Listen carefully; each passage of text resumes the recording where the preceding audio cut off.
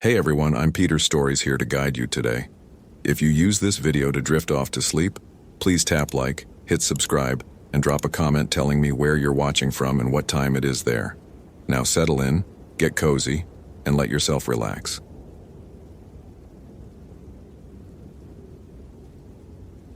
The tent was inside out. David Ramirez had been a ranger at Glacier National Park for 11 years, and in that time he'd seen plenty of abandoned campsites. Gear scattered by bears, tents collapsed by wind, even the occasional site that looked like someone had left in a hurry. But he'd never seen a tent that had been turned completely inside out, seams facing the world, as if someone had peeled it like an orange and reassembled it wrong. He crouched beside it, his Motorola radio heavy on his hip, and touched the nylon with his fingertips. The fabric was frozen stiff despite the morning sun, covered in a thin layer of frost that shouldn't exist in August. The tent poles were still threaded through their channels, which meant whoever did this had somehow reversed the entire structure without removing the frame. Physically impossible, but there it was. Base. This is Ramirez. I'm at the Bowman Lake site.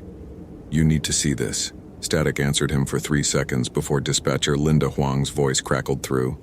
Copy that, Ramirez. What have you got? The missing hiker's tent. It's... He paused, trying to find words that wouldn't make him sound insane. It's been altered. I'm going to need forensics up here. Forensics?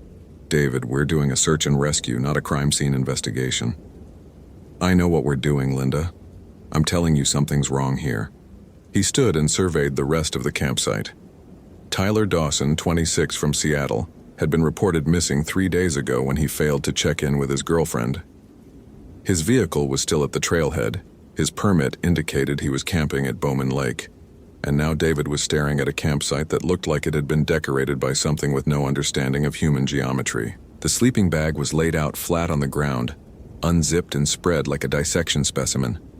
The camp stove sat on a rock with all its components disassembled and arranged in a perfect circle. Tyler's backpack hung from a tree branch, but it was hanging upside down and the straps were tied in knots that David's fingers couldn't follow when he tried to trace their pattern. Everything was wrong, but nothing was damaged. It was as if someone had taken the entire campsite and reassembled it according to rules that didn't apply to three-dimensional space.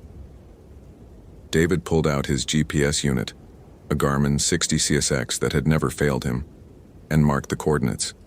N 48 49 23, W 14 311. He photographed everything with his digital camera, the lens fogging in the strange cold that seemed to emanate from the campsite itself. His breath came out in visible clouds, even though the ambient temperature was 68 degrees. The forest around him was silent. That was the second wrong thing. No birds, no squirrels, no insects. Just the whisper of wind through the lodgepole pines and the distant sound of Bowman Lake lapping against its shore. In 11 years, David had never experienced complete silence in these woods. The ecosystem here was too vibrant, too alive. This silence felt like a held breath. He found the first footprint 20 yards from the tent, pressed into soft earth near the water. Bare feet, which was strange enough, but the print was wrong. The toes were too long, the arch too high, and there were only 4 toes instead of 5. David measured it with his tape measure, 14 inches long, 6 inches across at the ball. He'd done enough tracking to know that no human foot, no bear paw, no mountain lion print looked like this. He followed the tracks. They led away from the campsite in a straight line, never deviating, never adjusting for terrain. Where a fallen log blocked the path, the prints continued on the other side without any indication of the creature jumping or climbing over. The tracks went through the log, as if whatever made them didn't recognize obstacles as something to be avoided. After a quarter mile, the print simply stopped. The last impression was deep and clear, pressed into mud at the edge of a small stream, and then nothing. No tracks on the other side of the water, no disturbance in the stream bed, no indication of which direction the creature had gone. It had just ceased to exist at that exact spot. David stood at the edge of the stream and felt something he hadn't experienced since his first year as a ranger. Genuine unease, not fear. He'd trained himself out of fear, replaced it with systematic analysis and protocol. But unease was different. Unease was his rational mind acknowledging that the data didn't fit his models. He took soil samples. He photographed the tracks from multiple angles. He measured the distance between prints, 41 inches, far longer than a human stride. He documented everything because that's what you did when confronted with anomalies. You collected evidence, you analyzed it, and you found the rational explanation. There was always a rational explanation. His radio crackled. "Ramirez, what's your status?" "Still at the site." "Linda, I need you to pull any incident reports from this area over the past 5 years. Unusual animal activity, strange sightings, anything odd." "You think there's a connection?" "I think Tyler Dawson didn't just get lost. Rangers don't get to think, David. We get to find people. You need anything else up there?" "Send me the file on local legends, Native American stories, settler accounts, whatever we've got in the archive." "You're kidding." "Do I sound like I'm kidding?" A pause. "You sound like you need to come back and get some sleep. You've been out there since 0500. Just send me the files. I'll be back before dark." He clicked off the radio before she could argue. Linda meant well, but she hadn't seen the tent. She hadn't felt the cold that had no source or stood in a forest that had forgotten how to make sound. David continued his sweep of the area, moving in expanding circles from the campsite. He found Tyler's water filter hung in a tree, 15 feet up, balanced perfectly on a branch too thin to support a human's weight. He found a single hiking boot filled with pine needles and small stones, arranged by size like a child's collection. He found a Nalgene bottle that had been crushed flat and then inflated again, the plastic showing no stress marks, no indication that it had ever been deformed. At the base of a large Douglas fir, he found scratches in the bark, long, deep gouges that spiraled around the trunk, climbing higher than any bear could reach. The wood was freshly exposed, sap still bleeding from the wounds, but the scratches had an odd quality to them. They weren't random. They formed patterns, geometric shapes that repeated every 3 feet, symbols that looked almost like letters but belonged to no alphabet David recognized. He photographed them anyway. Everything went into the record. That was the discipline that had made him senior ranger, the methodical documentation that had solved a dozen missing person cases before this one. Every mystery had a solution. You just had to collect enough data. But the symbols bothered him. They bothered him more than the tent, more than the footprints, because they suggested intelligence. Random natural phenomena could be explained. Intelligence with unknown motives could not. The sun was starting its afternoon descent when David's GPS suddenly flickered and died. He smacked it twice, the universal percussive maintenance technique, but the screen stayed dark. The battery indicator had shown 80% charge 5 minutes ago. He pulled out his backup compass and frowned. The needle was spinning slowly, completing a full rotation every 10 seconds, never settling on magnetic north. His radio produced only static now. He'd lost contact with base an hour ago and assumed it was terrain interference, common enough in the mountains. But now, standing in a slight clearing with line of sight to the valley, he should have had perfect reception. Instead, all he heard was a sound underneath the static, faint but growing clearer, that sounded like someone chewing. David turned in a slow circle. The forest had changed while he wasn't paying attention. The trees seemed closer together than they'd been, their branches creating a canopy that blocked more light. The shadows fell in directions that didn't match the sun's position. The temperature had dropped another 10 degrees, and his breath now hung in the air like fog.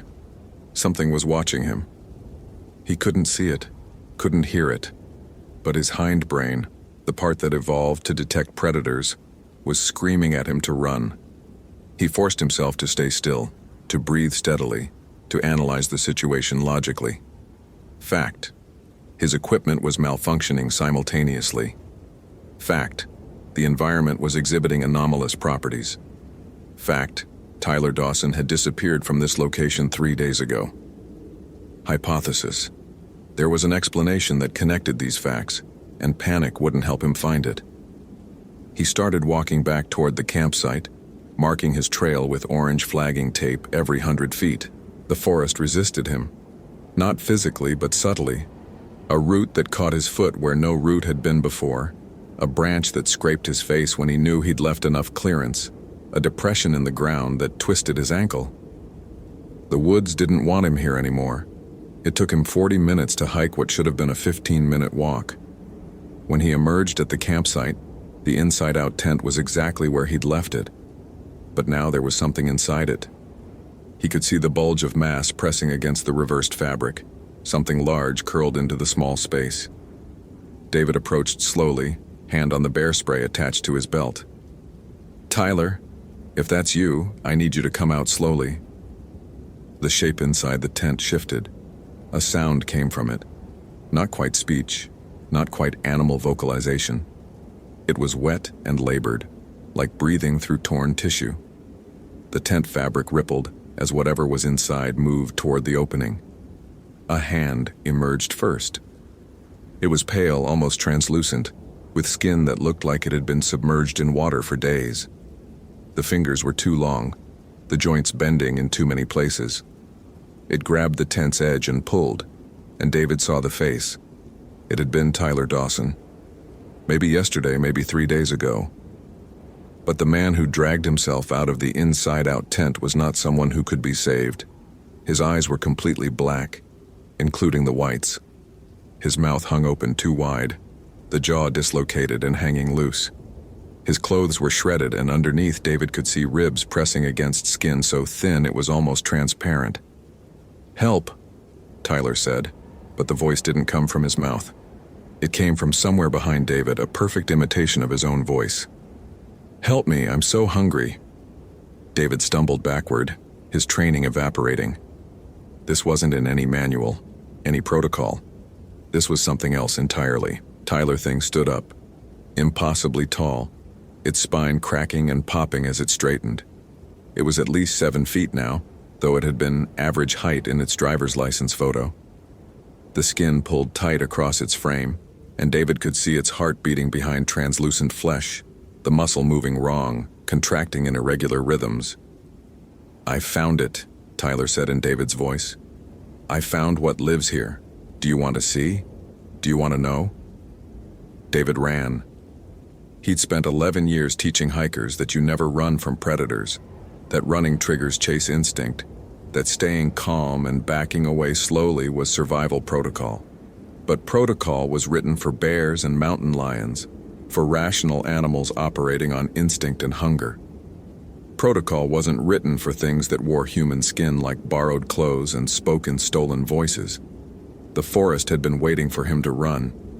He realized that immediately. The trail he'd marked with orange flags was gone. Or rather, the flags were there, but they led in the wrong direction, forming a path that spiraled deeper into the woods instead of back toward the trailhead. The shadows moved independently of any light source, pooling in his peripheral vision like living things. Behind him, Tyler Thing was following. Not running, not hurrying, just walking with that too long stride that covered ground faster than David's sprint. He could hear it breathing, a rattling sound like wind through hollow trees, and underneath that it was singing. A song in a language that predated English, predated all European languages, words that hurt to hear because they came from a time when humans were prey and winter lasted forever. David's rational mind, the part of him that had spent a decade studying ecology and wilderness management, tried to assert itself. This was impossible. Mass couldn't be created or destroyed. Bodies didn't transform like this. There were laws, physics, biology, thermodynamics. The universe had rules. But the universe in Glacier National Park was playing by different rules now. He vaulted over a fallen log and felt hands grab his ankle. Multiple hands emerging from underneath the log, pale and reaching. He kicked free and kept running, no longer caring about direction or navigation. His GPS was dead, his compass was useless, and the only thing that mattered was distance between himself and whatever Tyler had become. The trees were speaking now. He could hear words in their creaking branches, syllables formed by the friction of bark on bark. They were saying, "Wheatico," over and over. A word he didn't know but understood in his bones meant something hungry, something that ate and ate, and was never full. He burst into a clearing and stopped. In the center stood a structure. Not quite a building, not quite a pile of bones.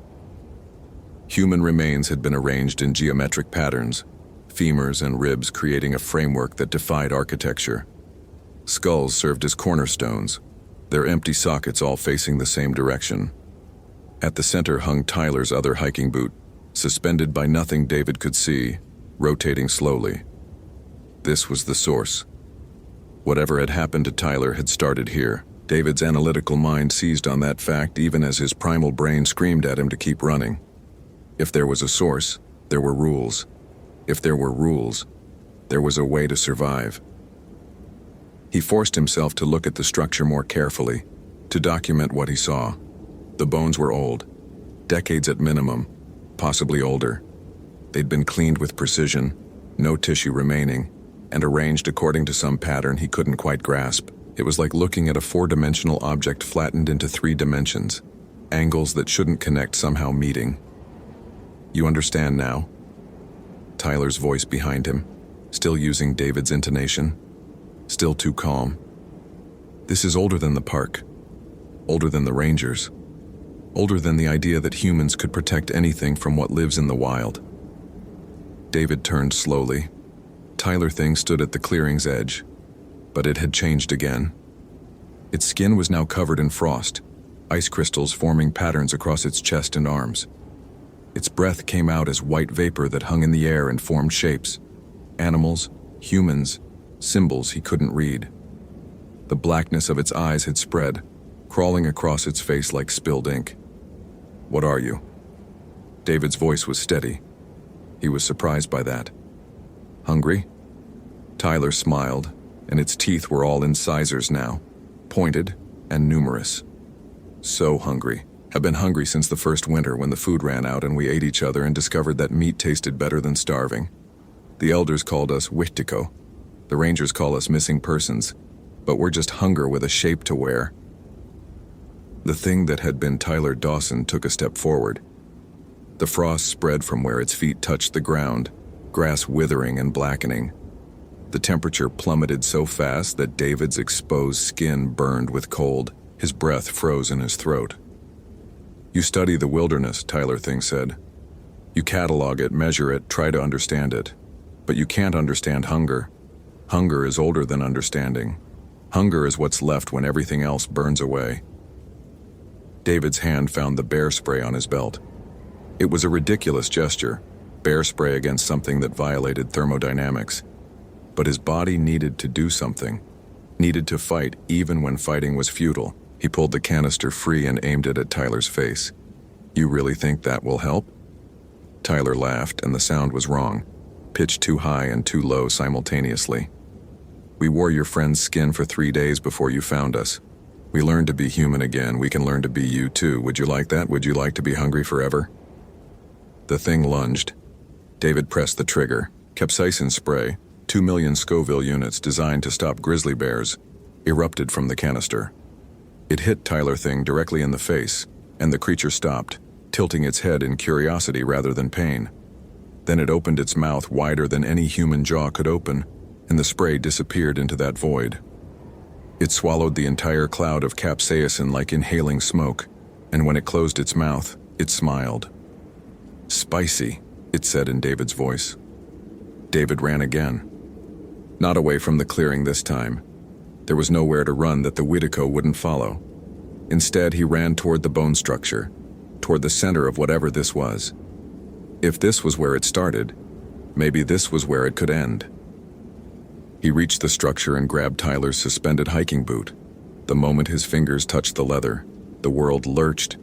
The clearing twisted, geometry folding in on itself, and suddenly he was seeing everything from a different angle. The bones weren't just arranged. They were holding something, constraining something that existed in a space perpendicular to normal reality. The Wittiko screamed, and the sound had physical weight. It knocked David to the ground, blood running from his ears. Through blurred vision, he saw Tyler Thing change again, the human features melting away to reveal what lay beneath. It was thin beyond skeletal, all angles and sharp edges, covered in matted white fur. Its face was an elongated skull with antlers growing from the temples, and its eyes, still black, held an intelligence that was ancient and alien and desperately, eternally hungry. "You can't break it," the Witico said, but now its voice was multiplied, dozens of voices speaking in unison. All the people it had consumed, all the rangers and hikers and visitors who disappeared in these mountains over the decades. "The cage needs feeding. We feed it. We bring it meat. That's the bargain that keeps us here, keeps us from spreading. You don't want us to spread." David pulled at the boot. The leather was frozen solid, fused to whatever invisible force held it suspended.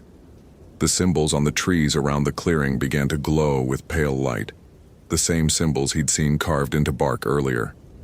They were markers, warnings, boundaries. "The Blackfeet knew," the Witico said, circling him now, multiple voices creating harmony. "They marked this place as forbidden. They didn't hike here, didn't camp here, didn't come within sight of these trees. But you Europeans, you had to map everything, claim everything, make it safe for families and children. You broke the old agreements. So we adapted. We learned to eat the lost ones, the unprepared ones, the ones who wandered too far from the trail. We became part of the park's natural dangers. Another statistic in missing person reports. The creature was close enough now that David could smell it. Decay and ice and something underneath that was older than smell, a sense memory from when humans huddled in caves and prayed that winter would end. "Tyler saw us," the voices continued. "He photographed us. He wanted proof of cryptids for his blog, so we showed him. We showed him everything. He died knowing the truth, that the wilderness was never empty, never safe, never ours. Would you like to know the truth too, David Ramirez? Would you like to understand?" David's fingers found his multi-tool. The knife blade locked into place, and before the rational part of his brain could stop him, he stabbed it into the center of the bone structure. The blade hit something that wasn't bone, wasn't physical, but was somehow solid. Reality cracked around the impact point. The Witico shrieked. The voices separated, each person it had consumed screaming independently. The frost covering its body cracked and fell away, revealing flesh underneath that was too pale, too thin, barely containing the shape of something that didn't want to be bound by anatomy. "Wrong," it hissed. "Wrong, wrong. You don't know what you're doing. You'll let us out, you'll let us all out." David twisted the knife. The crack in reality widened. Through it, he could see something else. Not another place, but another state of being. A space where hunger lived in its pure form, where the concept of consumption existed without need for a body. The Witico wasn't a creature. It was an idea that had learned to wear flesh. "Please," Tyler's voice emerged from the chorus, clearer than the others.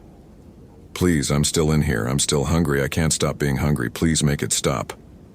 David pulled the knife free.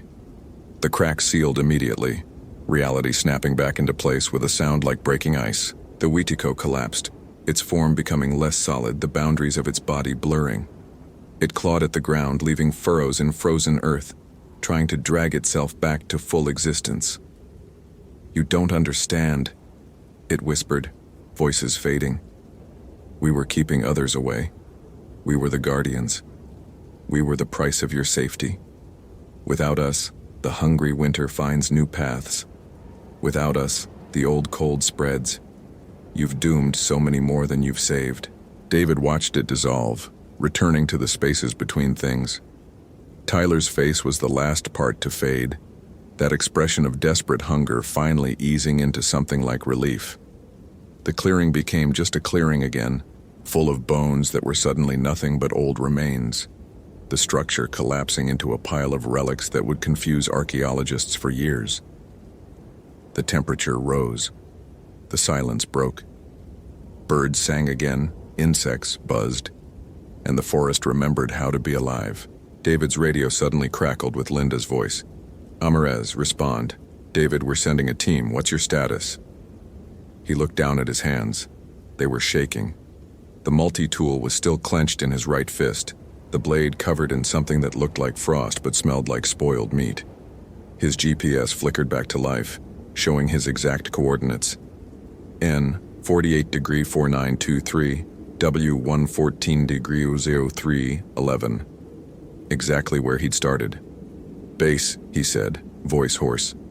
"I'm at Bowman Lake. Tyler Dawson is..." He paused. What could he say? That Tyler had been transformed into a Whitico? That he'd destroyed a binding structure that had contained something ancient and hungry?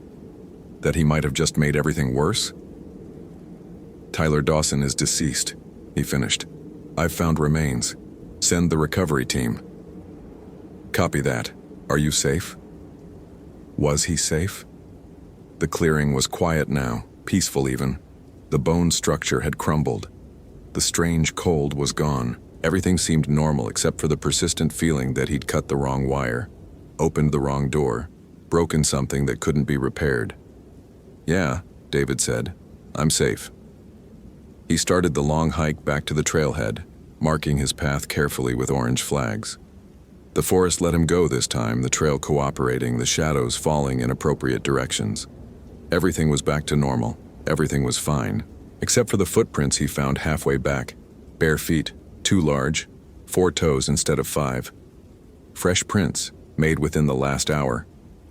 They paralleled his trail for 100 yards and then diverged deeper into the wilderness, heading north toward areas where no trails existed, where the maps showed only blank space labeled unmaintained wilderness.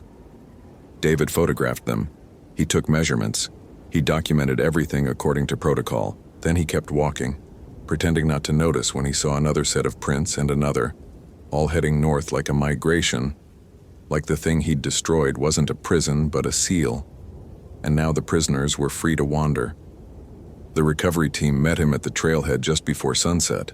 They had questions about Tyler's remains, about the strange campsite, about why David looked like he'd aged a decade in a single day. He gave them facts, coordinates, observations, clinical descriptions. He didn't mention what he'd seen, what he'd fought, what he'd broken. That night in his ranger station cabin, David pulled up missing person reports for the entire national park system. He expanded the search to include all federal wilderness areas in Montana, Wyoming, Idaho. The numbers were higher than they should be, much higher. Hikers who vanished without trace, leaving behind campsites arranged in impossible ways. Tents turned inside out, belongings organized according to alien geometry. He'd thought the Whitico at Bowman Lake was unique, a singular horror. But the pattern was clear once he knew what to look for. They were everywhere, dozens of them, maybe hundreds, scattered across the wilderness, bound to specific locations by structures like the one he'd destroyed. And if they all had the same warning, the same promise that they were guardians containing something worse. David opened his desk drawer and pulled out the multi-tool. The blade was clean now, but he could still see the crack it had made in reality, still feel the wrongness of that twisted space. He'd acted on instinct, training, the fundamental belief that humans could solve problems through intervention. He'd been wrong. The phone on his desk rang. Linda's voice, tight with concern.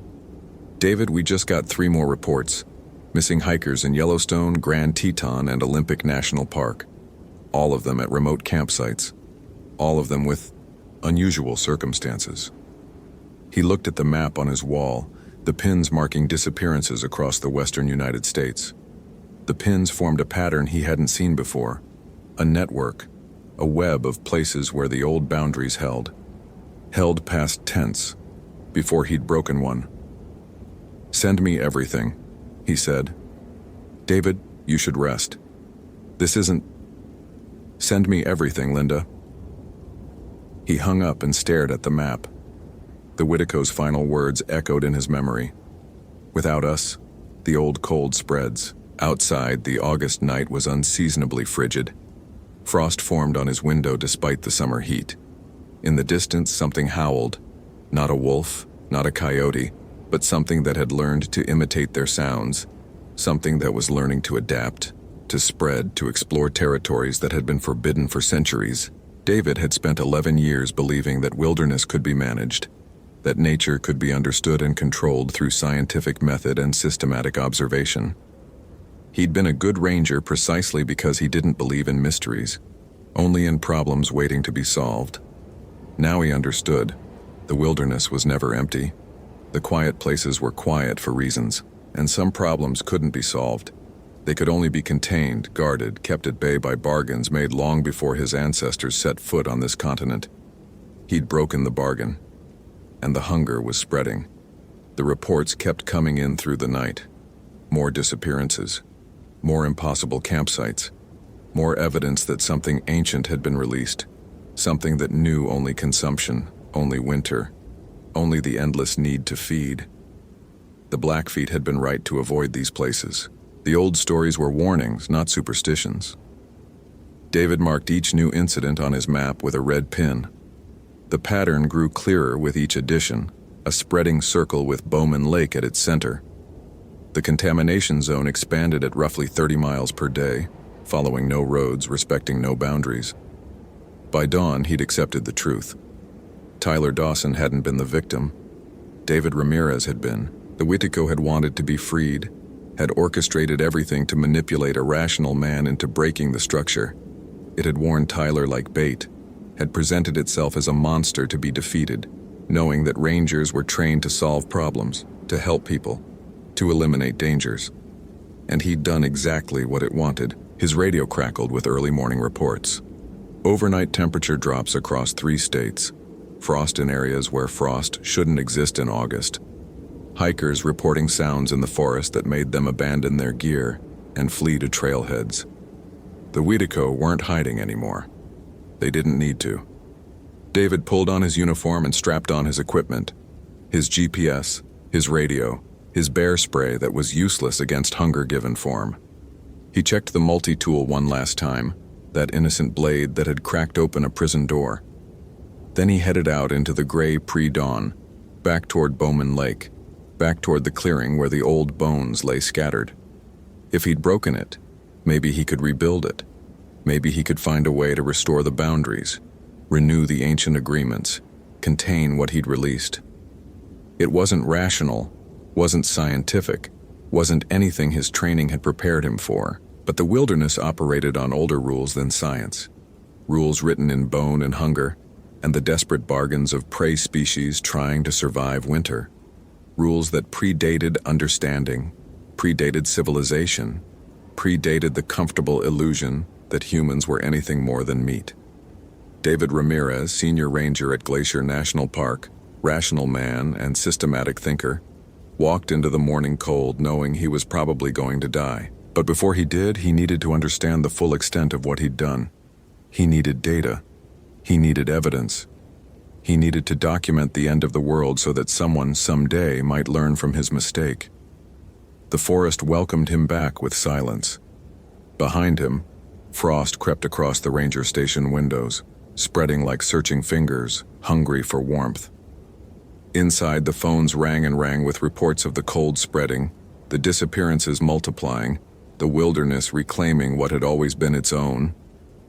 The pins on the map fell, one by one, as the red zone expanded. And in the deep woods, where no trails existed and no maps marked the territory, things that had been bound were learning to walk again, learning to hunt again, learning to spread the eternal winter that had once covered the world before fire and civilization pushed it back into the forgotten places. Some doors once opened cannot be closed. Some hungers once freed cannot be satisfied. And some rangers, for all their training and rational minds, learned too late that the most dangerous thing in the wilderness is not the predator you can see. It's the one wearing human skin, speaking human words, and thanking you for setting it free. Hope you felt genuine terror. If you appreciate authentic horror rooted in real folklore, consider following for more stories. Which moment scared you most? Share your theory about what happened.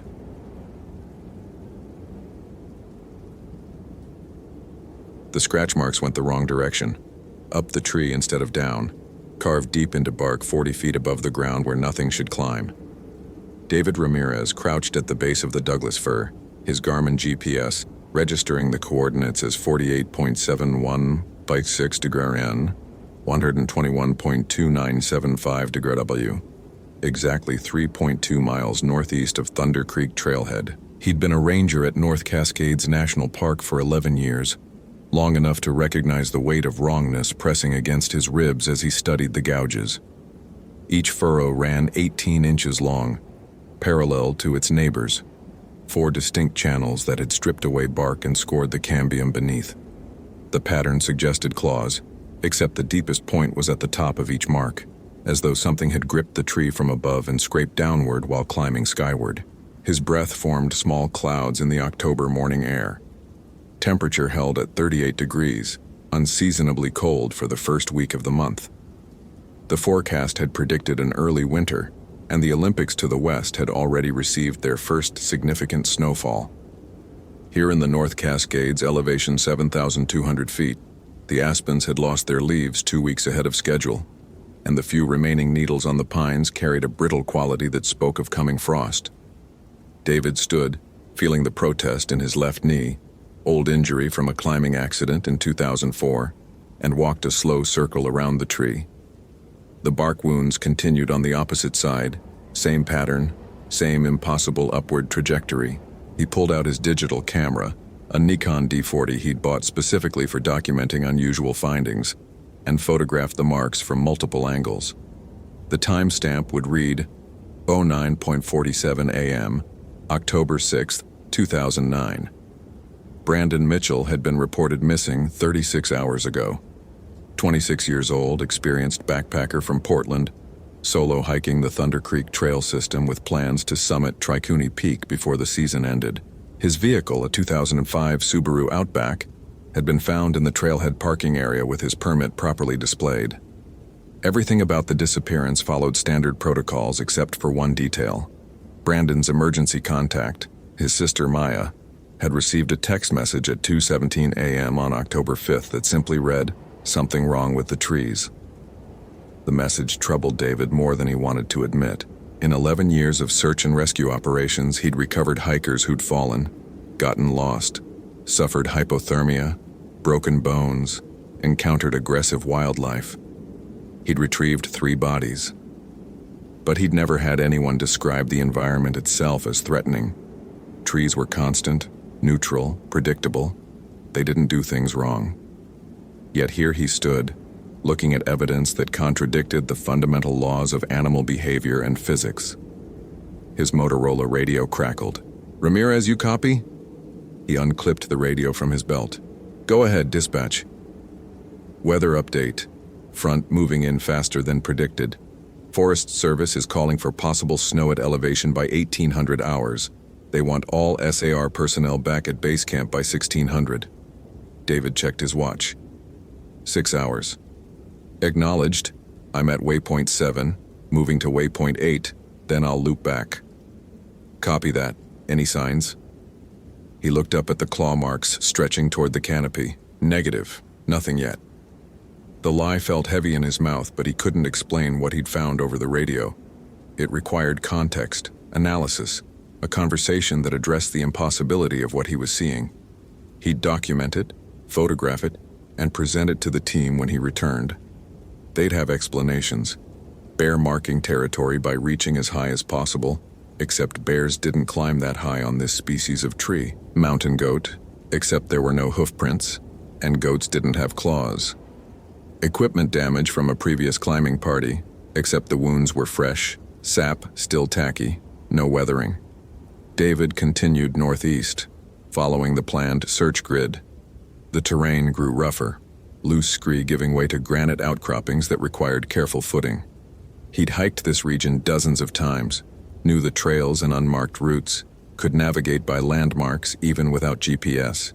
The familiarity should have been comforting. Instead, every familiar detail felt slightly askew, like a photograph taken from an unusual angle. Waypoint 8 brought him to a small clearing where Thunder Creek formed a natural pool before continuing its descent. The water ran clear and cold, snowmelt from higher elevations feeding the current. David knelt to refill his water bottle, adding a purification tablet from habit rather than necessity. The streams here were clean enough to drink directly. As he waited for the tablet to dissolve, he noticed something wedged between 2 rocks at the water's edge. A boot. Salomon X Ultra, men's size 10, still laced. The same brand and model listed in Brandon Mitchell's gear inventory.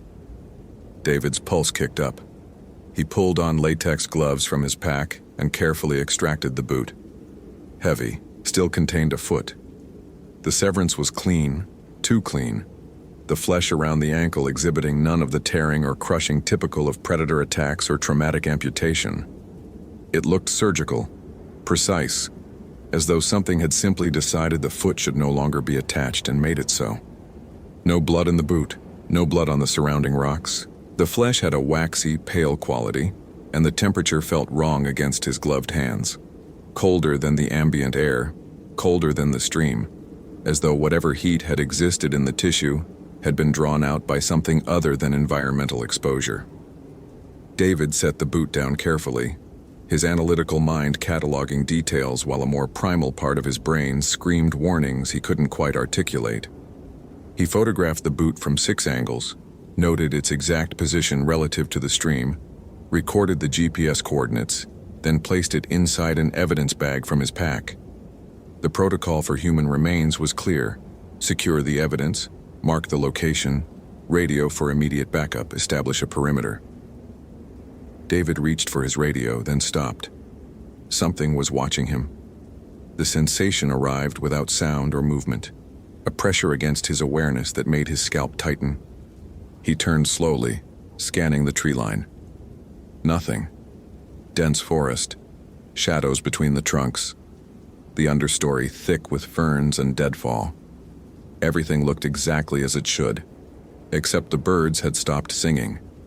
David had grown up in rural Montana, had spent his childhood in forests, had developed the unconscious awareness of natural soundscapes that all experienced outdoorsmen possessed. The absence of bird calls meant predator nearby: cougar, bear, something that made smaller creatures go silent and still.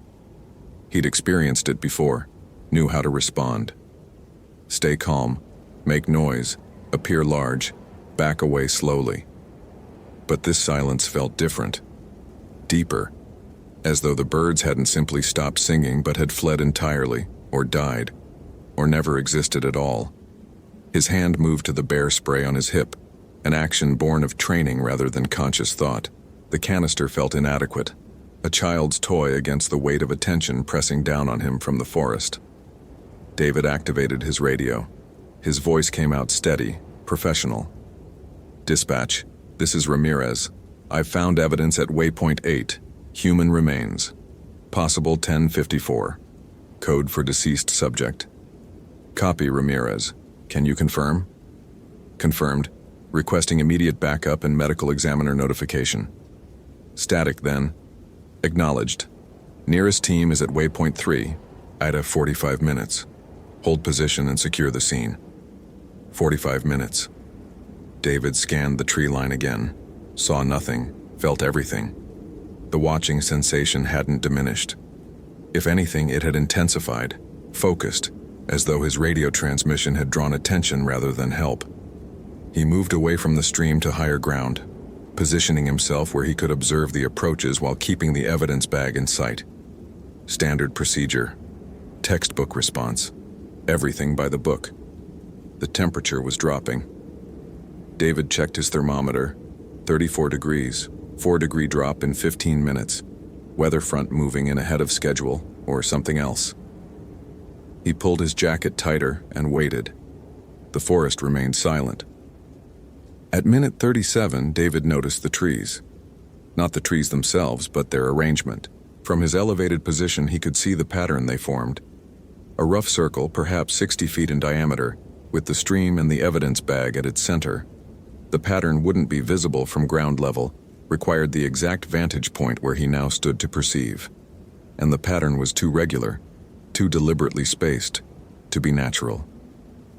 David pulled out his camera and photographed the formation. Through the viewfinder, the pattern became even more apparent.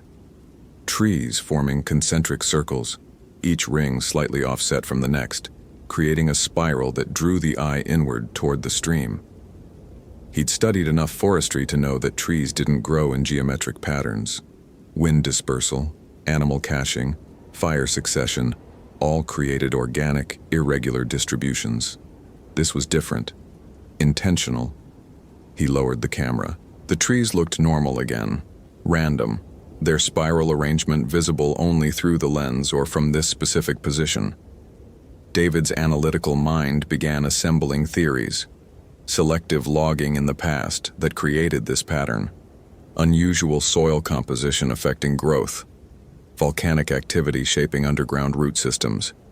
Each explanation dissolved under scrutiny. The trees were mixed age, different species, showed no signs of human intervention.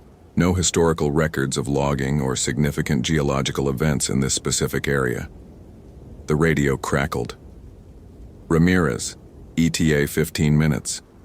What's your 20? He provided coordinates, confirmed he was secure, requested they approach from the south. Standard protocols, standard language. Nothing in the transmission conveyed the fact that reality had begun tilting sideways. David waited, and the forest watched back. When the backup team arrived, 3 rangers led by Sarah Valdez, the senior SAR coordinator, David walked them through his findings with professional detachment. The boot, the photographs, the clean severance, the absence of blood. Sarah's expression shifted from concern to grim focus as she examined the evidence. "Jesus," she said quietly, "this is wrong." "Predator?" asked Tim Chen, the youngest ranger on the team. "No predator does this," Sarah said. She looked at David. "You secure the perimeter. 60-foot radius, no other evidence visible. The trail continues northeast, but I waited for backup before proceeding." Sarah nodded, then keyed her radio. "Dispatch, we need the medical examiner and a full forensics team, and contact the tribal council. This is their land originally, and given the unusual nature of the evidence, we should have their input." David felt something cold settle in his chest. Sarah was Lummi, had worked with tribal authorities on multiple cases, understood the protocols around culturally sensitive discoveries. But her voice carried a tremor he'd never heard before, an undercurrent of fear that no amount of professional training could fully mask. "You recognize something," David said. Not a question. Sarah looked at the trees, at the spiral pattern visible only from their elevated position. "Maybe. Old stories. Things my grandmother told me." She shook her head. "We'll discuss it later. Right now, we need to expand the search grid and find the rest of Brandon Mitchell." They worked through the afternoon, establishing a systematic search pattern that radiated outward from the stream. David paired with Sarah, moving northeast while Tim and the others covered adjacent sectors. The temperature continued dropping, now hovering at 29 degrees, and the first snowflakes began drifting through the canopy around 15:30. At 16:15, David found the second item, a backpack Arc'teryx brand hanging from a branch 15 feet above the ground. Not snagged or caught, but deliberately placed, the straps tied around the branch in a neat bow. The pack matched Brandon Mitchell's gear description. David photographed it from below, documented the height and position, then called for Sarah. She arrived within 3 minutes, looked up at the pack, and her jaw tightened. "It's a cache," she said. "Old practice. You put food up high to keep it away from bears. 15 feet isn't high enough. Bears can climb 20-25 feet easily." "I know." Sarah pulled out her own camera, took several photos. "But it's not about actually protecting the food. It's about respecting the spirits. You make the gesture, show you're willing to share, and they leave you alone." She lowered the camera. "Usually." David felt the questions building but forced them down. "How do we retrieve it?" "Climbing gear. Tim's the best technical climber. We'll have him go up." 20 minutes later, Tim had secured a rope and ascended to the branch. He untied the pack carefully, noting aloud that the knots were complex, precise, not the hasty work of someone in distress. He lowered the pack to Sarah, who placed it on a tarp and opened it with gloved hands. Everything was there. Tent, sleeping bag, camp stove, food supplies carefully organized in bear-proof containers, clothes folded neatly, first aid kit unopened, water filter, rope, climbing hardware. Everything Brandon Mitchell would need for a week in the wilderness, except Brandon Mitchell himself. And one more thing. Every item had been cleaned. Not just wiped down, but meticulously, obsessively cleaned. The camp stove showed no carbon scoring. The tent had no dirt. The sleeping bag smelled of detergent, even the boots. And there was a second pair of boots, waterproof Vasks, also size 10, were pristine, laces white, soles showing no wear despite the 3 days Brandon had been hiking. Sarah picked up the water filter, turned it over. This was used. The cartridge shows flow marks, but it's been cleaned internally. That takes effort. Time. Why would someone... She stopped, set it down. This isn't making sense. No, David agreed. It's not. Tim called down from above. Hey, there's something else up here. What? Marks on the tree, like the ones you described earlier, David. Going up. David's stomach tightened. How high? All the way to the top. Maybe 50, 60 feet. They're fresh. The snow was falling harder now, accumulating on the ground, covering their tracks. Sarah made the decision quickly. Pull back to base camp. Reassess with full daylight and better weather. They couldn't conduct an effective search in deteriorating conditions, and the evidence they'd collected needed proper analysis. As they hiked back toward the trailhead, David found himself thinking about Sarah's grandmother's stories, about the words she hadn't spoken but that hung in the air between them. He'd grown up hearing the same stories, dismissed them as mythology, folklore, cautionary tales to keep children from wandering too far from home. Wendigo. The word tasted like copper in his mind. His grandfather, who'd been Blackfeet, had told him about the Wendigo when David was 8, a spirit of winter and famine born from cannibalism and endless hunger. It transformed men into monsters, twisted their bodies into something that couldn't be satisfied no matter how much it consumed. The stories varied by tribe. Algonquin, Ojibwe, Cree, each had their own version, but the core remained consistent. Violation of taboo, transformation, insatiable appetite. But those were stories. Explanations for winter starvation, warnings against the psychological horror of survival cannibalism, cultural teachings wrapped in supernatural metaphor. They weren't real. David looked back over his shoulder at the forest. In the gathering dusk, the trees seemed taller, the spaces between them deeper. And somewhere in that darkness, something that had taken Brandon Mitchell apart with surgical precision was watching them leave. Base camp had been established at the Thunder Creek Trailhead parking area, a cluster of vehicles and emergency tents that looked incongruously modern against the wilderness backdrop. The medical examiner, Dr. Robert Fitzgerald, had driven up from Bellingham and was examining the boot under portable floodlights when David's team arrived. Incredible, Fitzgerald murmured, more to himself than anyone else. He was in his 60s, had performed hundreds of wilderness death investigations, had seen every variation of how the human body could be destroyed by nature. The severance is almost perfectly transverse. No sawing motion, no tearing. Just separated, like it was frozen in liquid nitrogen and snapped off. Could that happen naturally? Sarah asked. Extreme cold? Not in one night. This kind of tissue damage would require sustained exposure to temperatures well below freezing, probably -20 or colder for hours. And even then you'd see ice crystal formation, cellular rupture. This is clean. Too clean. David stood at the edge of the light, watching Fitzgerald work. The boot sat on a stainless steel examination tray, the severed foot pale and waxy. And despite his 11 years of experience, David felt his dinner threatening to come back up. It wasn't the gore. There wasn't any. It was the precision, the wrongness, the sense that he was looking at something that violated natural law. His phone buzzed. Text message from the dispatch office. Tribal Council sending a representative. ETA 0900 tomorrow. His name is Joseph Whitefish. Please extend full cooperation. David pocketed his phone and walked to where Sarah stood near the command tent, hands wrapped around a cup of coffee. Your grandmother's stories, he said quietly. Tell me. Sarah glanced at him, then at the forest, at the darkness that pressed against their ring of artificial light. You won't believe them. Try me. She took a long drink of coffee. When I was young, maybe 7 or 8, My grandmother took me to the reservation for a naming ceremony. Lummi tradition, important. But the day we arrived, the elders told us the ceremony was postponed. A hunter had gone missing in the mountains, and they'd found his camp destroyed. Not by a bear, not by anything natural. They said the Wendigo had marked him. Wendigo, David repeated, giving the word weight. You know the stories?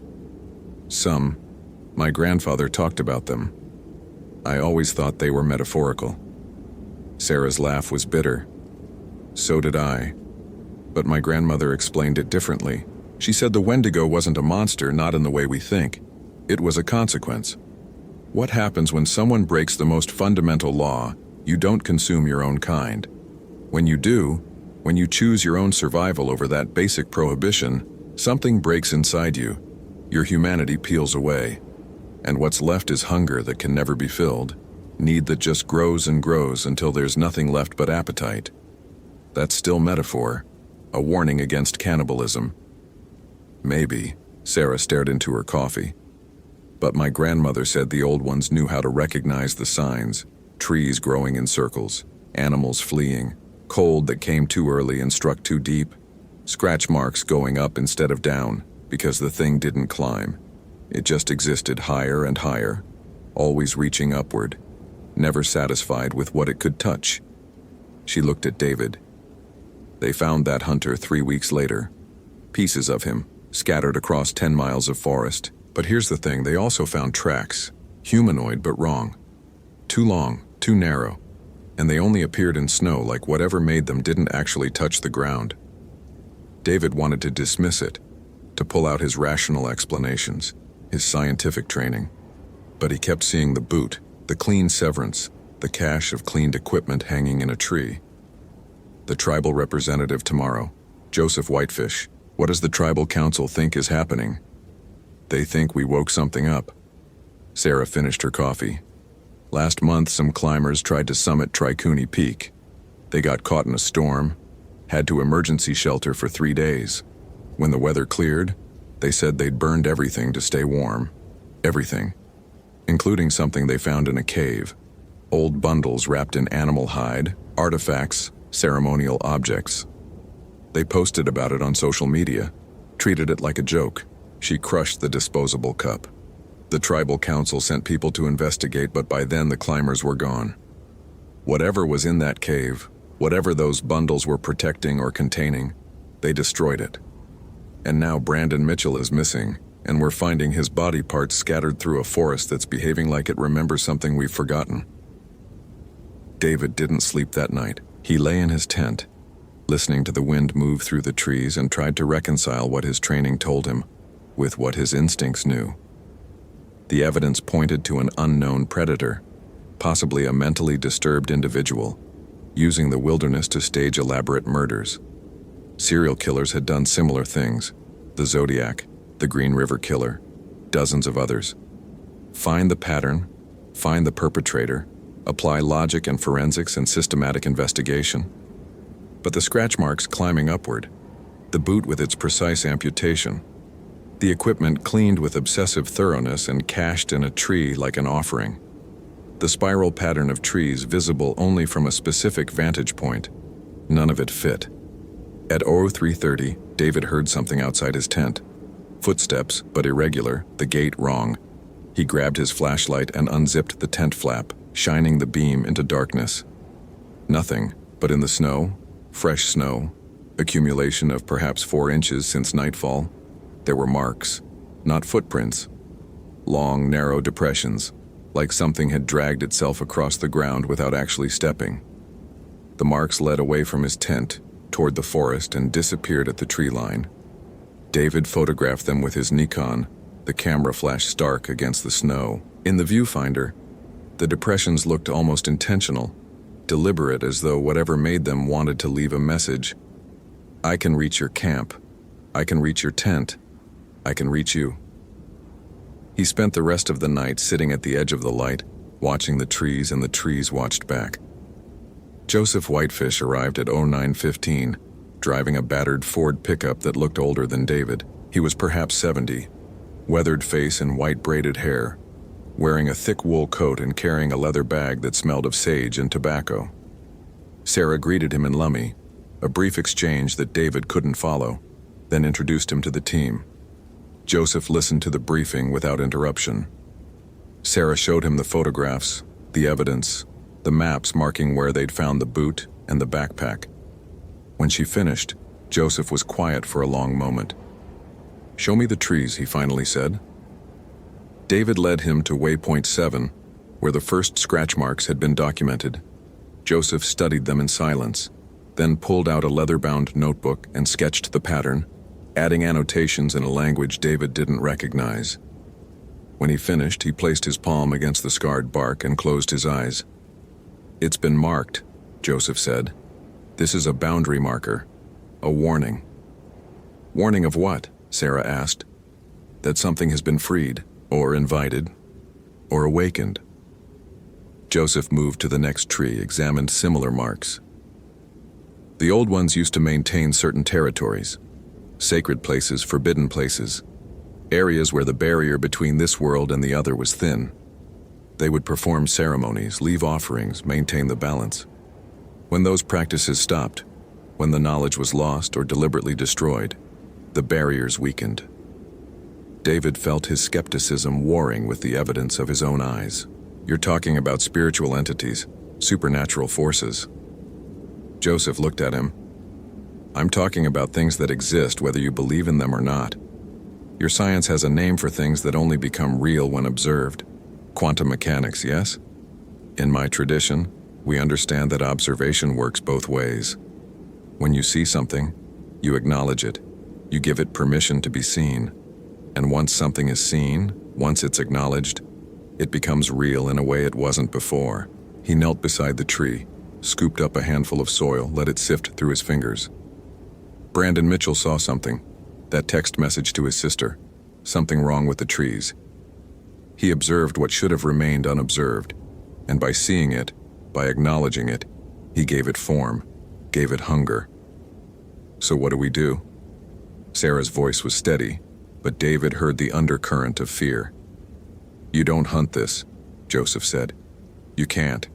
It's not an animal. It's not even really a thing.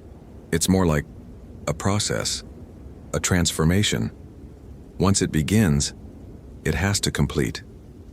He stood, brushed dirt from his hands. "But you can contain it, redirect it, give it what it wants so it doesn't take what it needs." David's analytical mind rebelled. "That's not a strategy, that's superstition." "Is it?" Joseph pulled a small leather pouch from his bag, opened it to reveal white powder. "This is ground bone mixed with salt and ash. In my tradition, it creates a boundary that certain things cannot cross. Would you like me to prove it?" Before David could respond, Joseph drew a circle in the snow, perhaps 6 feet in diameter, sprinkling the powder as he walked. When he completed the circle, the temperature inside it dropped dramatically. David watched his breath form thick clouds, saw frost spreading across the ground within the boundary, while the area outside remained comparatively warm. "Physics can explain that," David said, but his voice lacked conviction. "Sublimation, endothermic reaction, something." "Of course physics can explain it," Joseph agreed. "Because physics and spirituality aren't opposites. They're different languages describing the same reality. Your instruments measure the effects. My traditions understand the causes." He scattered the circle, and the temperature equalized. "Brandon Mitchell is dead. His body is scattered through these woods, and each piece has become part of the transformation. You'll find more. Feet, hands, maybe his head. All separated with precision, all cleaned, all cached like offerings. The thing that did it is still hungry, still transforming, and it will continue until it finishes the process or until someone stops it." "How do we stop it?" Sarah asked. Joseph looked toward the north, toward the higher elevations where the snow fell thick and constant. "You give it what it wants. Acknowledgement, confrontation. You go to where it lives now, where it's making its territory, and you face it. Not to fight it, but to witness it, to complete the cycle of observation." It saw Brandon Mitchell. He saw it. But the exchange wasn't complete. wasn't reciprocal. Someone needs to close the loop. David felt cold that had nothing to do with temperature. You're describing a death sentence. I'm describing a choice, Joseph corrected. Go to the source, face what's there, and either prove it's nothing, vindicate your rational worldview, or acknowledge it's real and learn how to coexist with it. He pulled out a larger pouch. I can give you protections. Things my tradition has used for centuries. They might work, they might not. But doing nothing means more deaths, more disappearances, more transformations. The team debated through the morning. Half wanted to call in federal resources, treat this as a murder investigation, apply systematic law enforcement protocols. The other half, Sarah, David, and a few others who'd grown up hearing the stories, understood that conventional approaches would fail against something that operated outside conventional rules. At 13th hour, David made his decision. I'll go, he said. Waypoint 9 is the highest point in the search grid, elevation 8,300 feet. If something's establishing territory, that's where it would be. I'll take GPS, radio, full winter gear.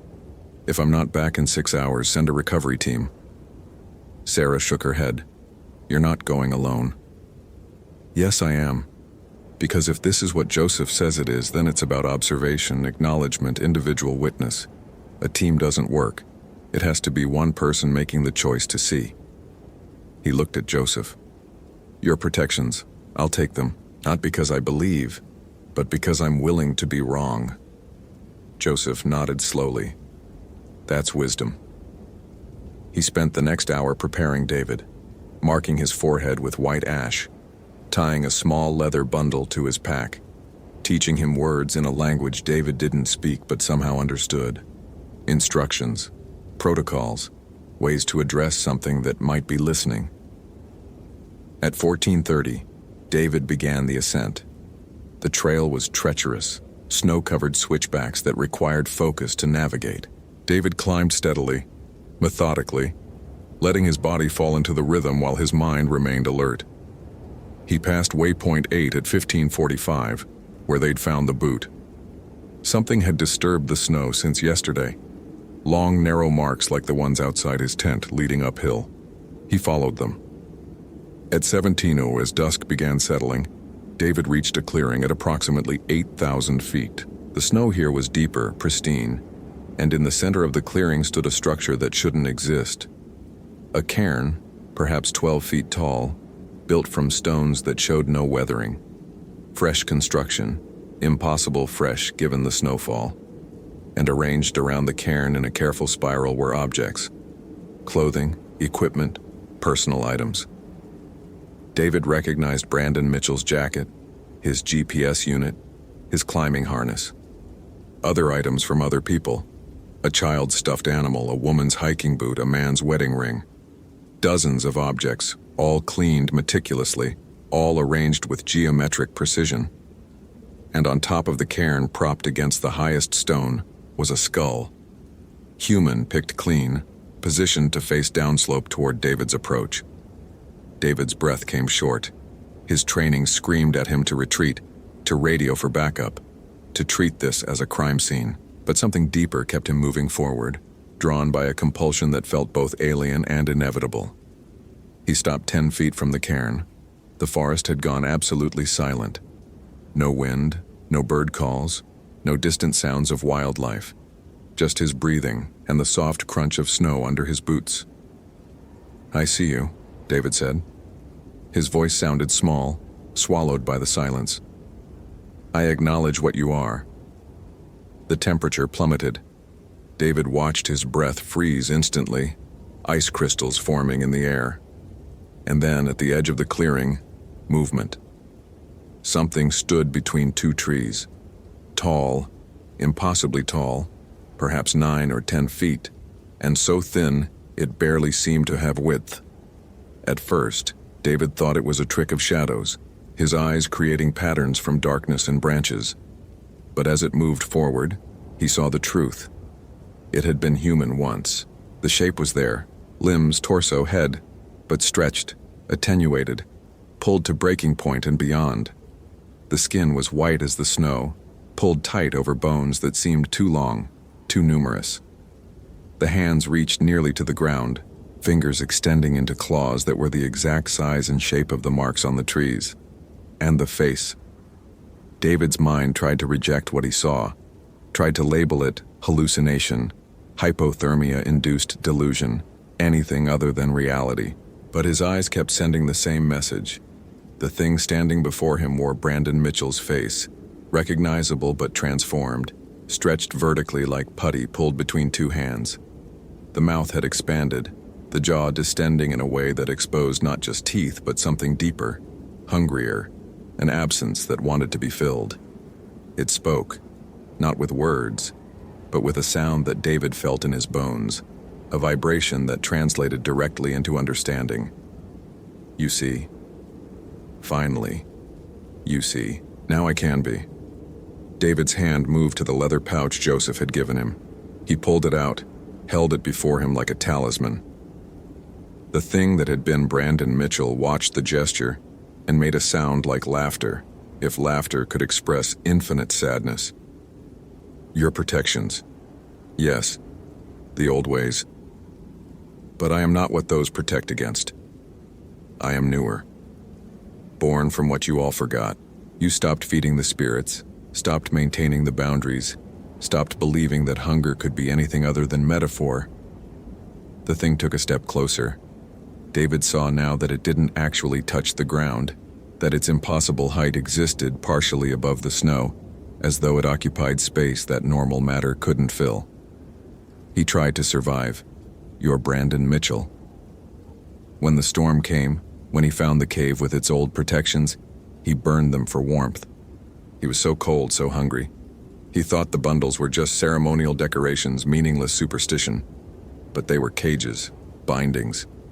And when he destroyed them, he let me out, let me in. And I was so very, very hungry. David found his voice. You killed him. I transformed him. There's a difference. He's not gone. He's become. He's here, in this form, in this hunger that grows and never stops. And he wants you to understand. It wasn't murder.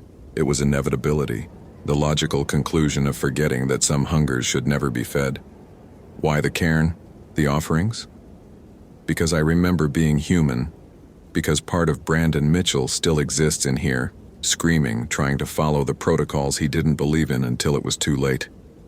He builds the cairn, arranges the offerings, tries to appease spirits that might forgive what he's become. But there is no forgiveness. There's only transformation, and more transformation until everything becomes hunger. The thing bent down, its spine flexing in ways that defied anatomy, until its distorted face was level with David's. The eyes were still Mitchell's eyes, brown and human, filled with an agony that had no bottom. You came to observe, to witness. Good. Now you can choose. Stay and join the transformation. Feed the hunger that never stops, or run and carry the knowledge that some things should remain unobserved. Some taboos exist for reasons your science hasn't cataloged. Some hungers grow stronger, the more they're acknowledged. David stood frozen, understanding that this moment, this terrible, impossible moment, was the hinge upon which multiple futures turned. If he fled, the thing might follow, might expand its territory, might transform others. If he stayed, tried to fight or contain it, he'd likely become another offering on the cairn. Or there was Joseph's teaching. Complete the cycle. Full observation, full acknowledgement, without either feeding it or denying it. I see you, David repeated, voice steadier now. I acknowledge what you are. I witness the transformation and the tragedy. I understand that you're real, and I understand that I cannot, should not, do anything to stop you. Because stopping you would mean believing I have that power, and belief is what feeds you. The thing that had been Brandon Mitchell tilted its head. The gesture was almost curious. Wise. The old man taught you well, but knowledge has a price. Before David could react, the thing reached out with one impossibly long hand and touched his forehead, directly over the ash mark Joseph had placed. The contact lasted less than a second, But in that moment, David saw everything. He saw Brandon Mitchell's last days, the storm, the cold, the desperate decision to burn the bundles, the moment of transformation, when hunger became not just physical need, but existential absence, a void that expanded to fill every thought, every sensation. He saw other transformations, other times, other Wendigos born from taboo violation and forgotten wisdom.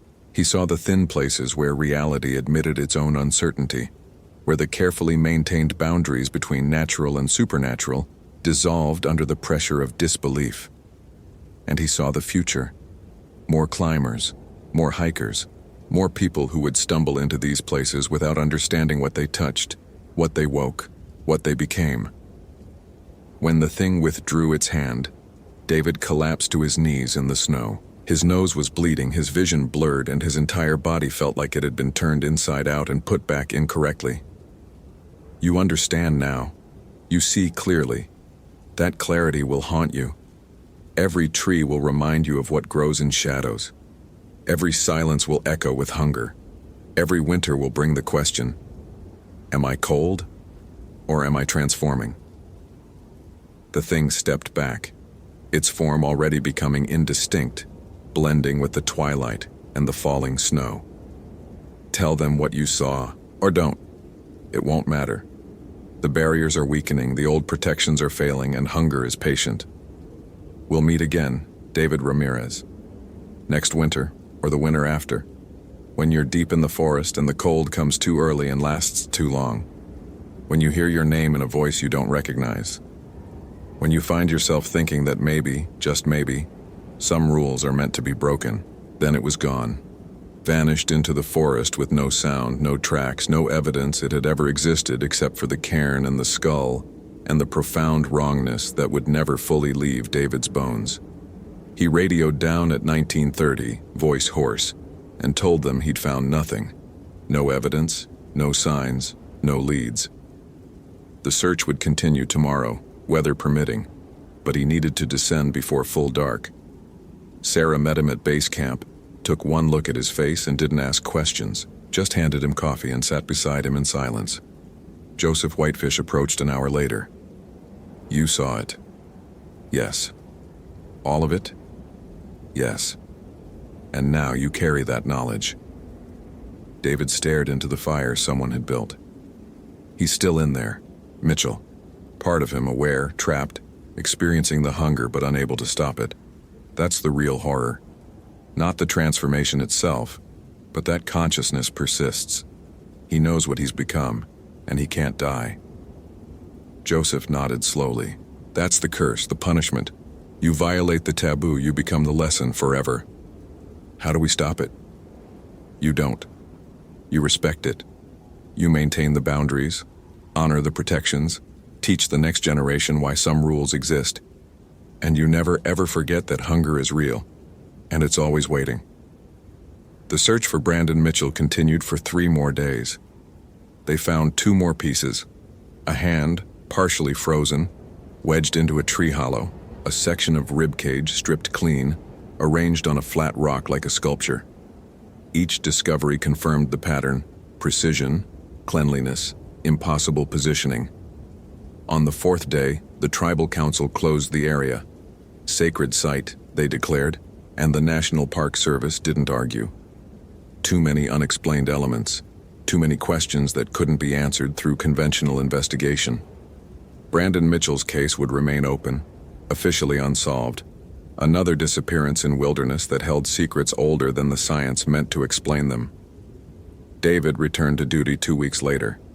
He still worked as a ranger, still led search and rescue operations, still hiked the trails with professional competence. But something had changed. He moved differently through the forest now, with awareness that went beyond training. He noticed things he'd previously overlooked, the way trees sometimes formed patterns that weren't quite natural, the quality of silence that meant something predatory nearby, the particular cold that arrived too quickly and struck too deep. And sometimes, late at night, he'd wake in his cabin and hear sounds outside. Long, dragging movements through snow. Scratch marks that would appear on his walls. Impossible marks too high to be reached by any animal he could name. He never saw the Wendigo again, but he felt it, always at the edge of perception, a hunger that watched and waited and remembered. And he understood now what Joseph had meant. Some things you witness, some things you acknowledge, and then you carry that knowledge like a wound that never fully heals. The real horror wasn't the monster. It was knowing monsters were real, had always been real, would always be real, existing in the thin places between belief and denial, fed by the arrogance of certainty and the consequences of forgetting why ancient wisdom taught you to fear the dark. David Ramirez learned to live with that knowledge. He taught others the protocols, the protections, the old ways that science dismissed but experience validated. He became the person who understood that sometimes the most rational response to the irrational was respect. And every winter, when the snow fell early and the cold struck deep, he'd stand at the edge of the forest and whisper the words Joseph had taught him. Not prayers exactly, more like acknowledgments. Recognition that the boundaries were fragile, that hunger was patient, and that some transformations, once begun, could never be reversed. The trees listened. The darkness answered, and David learned to live in the space between what he knew was true and what he'd once believed was possible. That space, he discovered, was larger than anyone wanted to admit, and far more crowded than human arrogance could comprehend.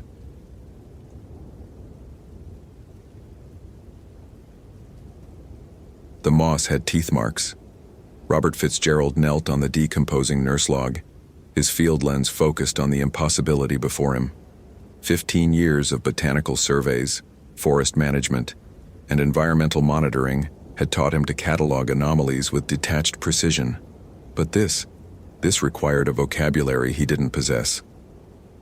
The Isothecium myoceroides, that ubiquitous feather moss coating every surface in the Hoh rainforest, showed clear evidence of mastication, not herbivore browsing, not insect damage, bite marks. Human-sized incisors had torn through the bryophyte layer, leaving saliva that his pH strip registered at 4.2, far more acidic than anything in mammalian baseline data. He photographed the evidence with his Nikon D90, the camera's timestamp reading 0947, October 23, 2009. 3 days since Jordan Hayes had missed her scheduled check-in, the wildlife researcher's last radio transmission had been brief, professional, unremarkable. Finalizing bat acoustics at research station, data looking good. Out.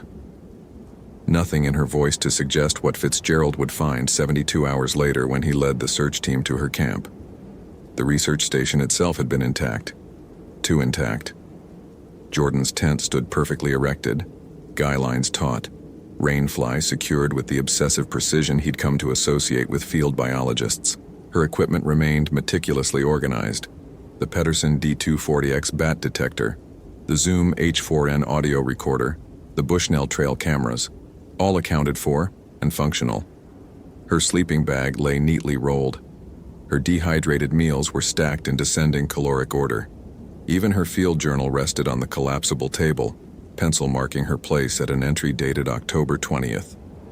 But Jordan herself had vanished. What she'd left instead were patterns.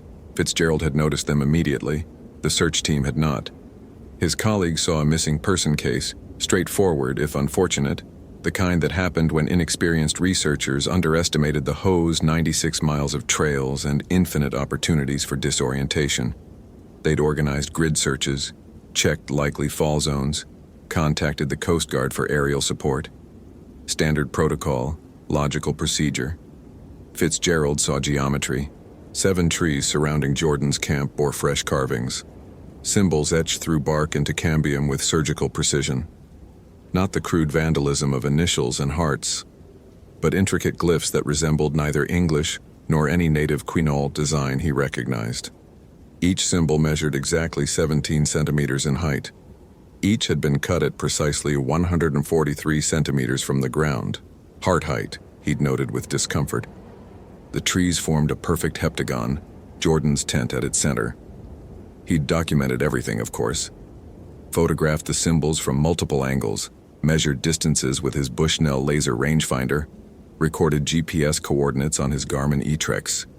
The data was clean, empirical, undeniable. The interpretation was where his training failed him. The blood analysis had arrived that morning via email from the Clallam County lab. Jordan's sleeping bag had tested positive for type AB negative, rare, matching her medical records. Volume suggested significant blood loss. But the timestamp was wrong. The hemoglobin degradation patterns indicated the blood had been deposited approximately 96 hours before Jordan's final radio transmission, 4 days before she'd claimed to be alive and working. Fitzgerald had read the report 3 times, certain of a lab error. He'd called the technician, a woman named Sandra Chen, whose irritation at his skepticism came through clearly even over a satellite phone connection. "Mr. Fitzgerald, I ran the analysis twice. The blood is 4 days older than your timeline suggests. Either your timeline is wrong or..." She'd paused. "Or something else is wrong." Something else. That phrase had been echoing in his mind for 6 hours now, expanding to fill the spaces between rational thoughts. Something else accounted for the bite marks in the moss. Something else explained why Jordan's trail cameras had captured 1,047 images of empty forest, then a single frame at 03:33 on October 21st, showing Jordan standing motionless in front of her tent, eyes reflecting the infrared flash like a nocturnal predator's. Something else justified the fact that every bat within a 5-mile radius had abandoned their roosts, leaving the acoustic monitors silent, except for a low-frequency pulse that repeated every 1.7 seconds. Too slow for echolocation, too regular for environmental noise. Fitzgerald stood, his knees protesting the damp cold that permeated the temperate rainforest even in autumn. The Hoh River Trail stretched before him, the path to Jordan's research station cutting through Sitka spruce and western hemlock that had been growing since before Columbus. The canopy blocked most sunlight, creating a perpetual twilight that the rain intensified into something almost submarine. Rainfall here averaged 140 inches annually. Today felt like all of it was falling at once. His radio crackled. Actual static, not the clean digital silence of modern communication. "Fitzgerald, this is Base. The Hayes family just arrived at the ranger station. They're asking to speak with you. Over." Jordan's parents. Fitzgerald had been dreading this conversation since the search began. What could he tell them? "Your daughter disappeared after apparently dying 4 days before she vanished? We found symbolic carvings that match nothing in any database. The forest itself seems to be rejecting normal investigation." "Copy. Base, tell them I'm following up on evidence at the research site. Will return by 1500 hours. Over." "Understood. They're pretty insistent, Rob. The mother's asking about Jordan's last words. Says there's something we need to know about the family. Over." Fitzgerald felt something cold settle in his stomach. What kind of something? Over. Static. Then, "She says Jordan's grandmother was Romanian, from a village called Halmaju. Says there are stories. Over." The radio felt suddenly heavy in his hand. He'd done his research after finding the symbols, cross-referencing them through every database he could access via the station's satellite internet. Native American glyphs, occult symbology, even Celtic runes. Nothing matched. But he hadn't tried Romanian folk patterns because why would he? Jordan Hayes was American, born in Seattle, educated at the University of Washington. Her dissertation was on Myotis volans migration patterns, not Eastern European mythology. Except her grandmother was from Halmaju, a village in the Carpathian foothills, a region with its own catalog of impossibilities. "Tell them I'll be there in 90 minutes, Fitzgerald said, "and ask Mrs. Hayes what she knows about Strigoi." Over. The pause was longer this time. "Say again?" Over. "Strigoi. Strigoi. It's Romanian. Just ask her. Over and out." He clipped the radio to his belt and turned back to Jordan's camp. The symbols on the trees seemed more distinct now, though the light hadn't changed. His mind was filling in details it had previously dismissed as irrelevant. The way each glyph incorporated a specific number of lines, 7, always 7, the direction of the cuts, all made right to left, the trees themselves chosen not randomly but specifically, all western hemlock, all approximately the same age, all bearing old fire scars on their north-facing sides. Someone had planned this. Jordan? Or something wearing Jordan's appearance after October 19th when she'd actually died? Fitzgerald approached the nearest carved tree, pulling a latex glove from his pack. The cuts were clean, made with a sharp blade. He touched the exposed wood, expecting it to feel like any other wound in living tissue. Instead, the cambium was ice cold, far colder than ambient temperature could explain, and there was a smell. Faint. Chemical. Wrong. Not decay exactly. Something else. That phrase again. Something else. His field training had taught him to observe, document, and report. Interpretation was for specialists. But the specialists were 90 miles away in Port Angeles, and Jordan's parents were 90 minutes behind him with information about Strigoi, a word he'd encountered exactly once in an undergraduate folklore class he'd taken as an elective. The professor had been enthusiastic about Eastern European vampiric entities, describing them as different from the Dracula popularized by Stoker. Strigoi were real to the villages that believed in them. Not romantic figures, but parasitic dead, intelligent and malevolent, returning to drain the living while wearing familiar faces. The professor had mentioned something else too. Strigoi could be prevented through specific burial practices, or created through their violation. Fitzgerald walked the perimeter of the heptagon, studying the ground. Jordan's boot prints were everywhere, size 7 Vask hiking boots, the tread pattern as familiar to him now as his own.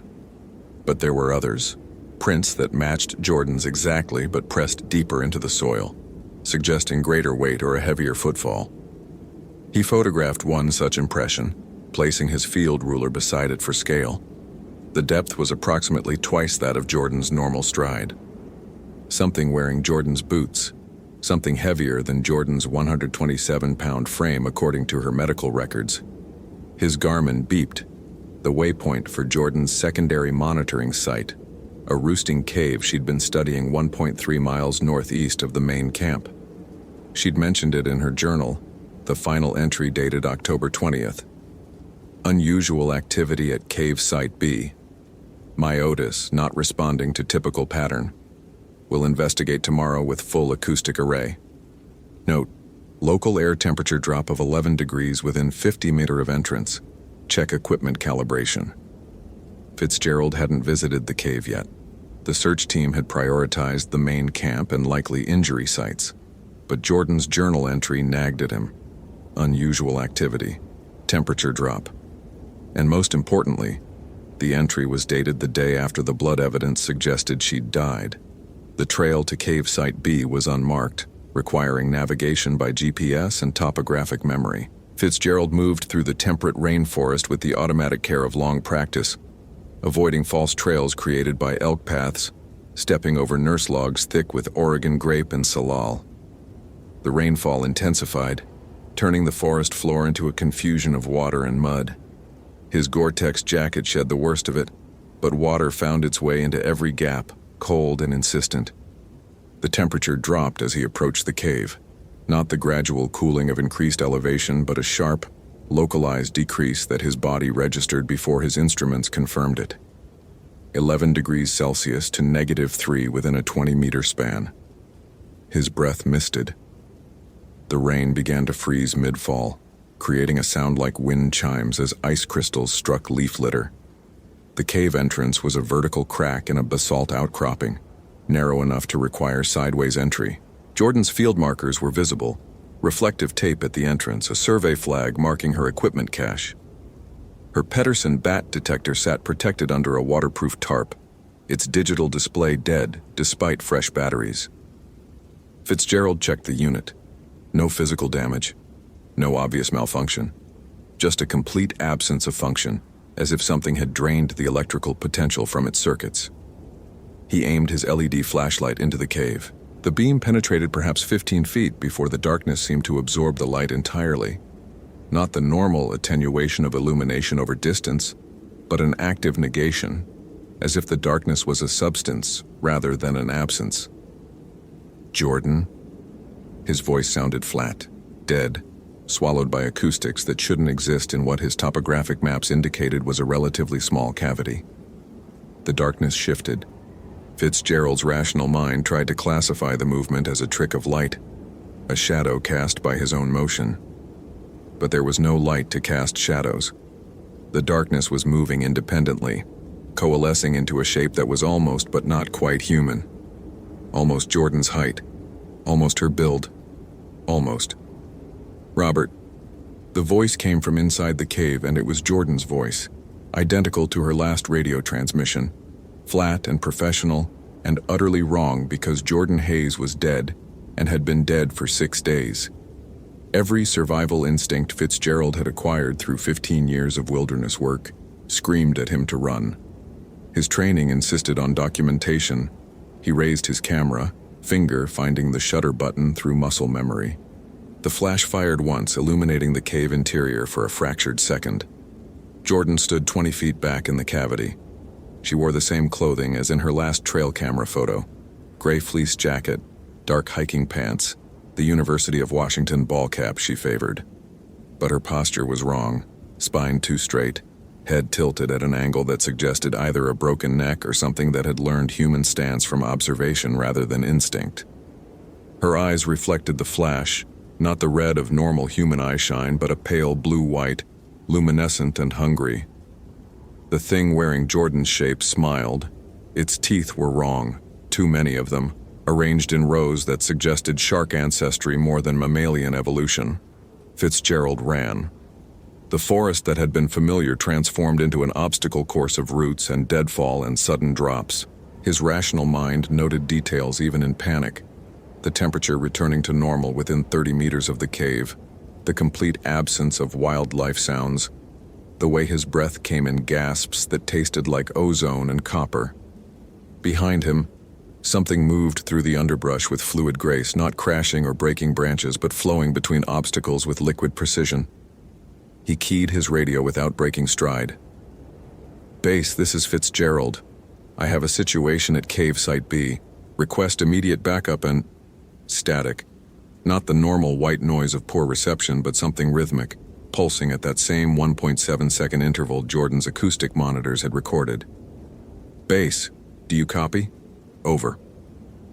The static resolved into breathing. Human breathing. Jordan's breathing, he realized, recognizing the slight wheeze of her documented asthma. "Robert." Her voice came through the radio now, intimate and terrible. "Why are you running? I'm still here. I'm still collecting data. The bats are fascinating, Robert. They know things.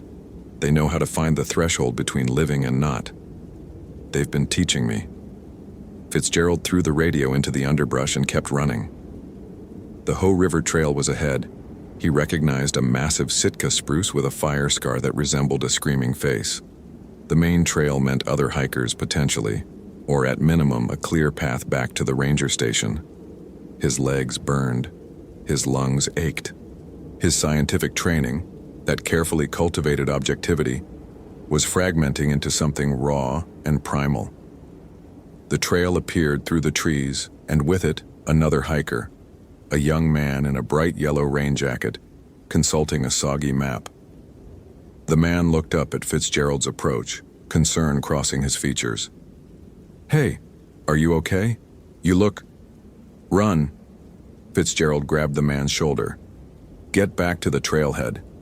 Now." "What? Is there a..." The temperature dropped. That same impossible plunge from autumn chill to deep winter in seconds. The rain began to freeze, coating the trail in a sudden glaze of ice. And Jordan emerged from the tree line, moving with that wrong, too fluid grace. Her smile widened when she saw the other hiker. "Hello." Her voice was pleasant, conversational. "Beautiful day for a hike."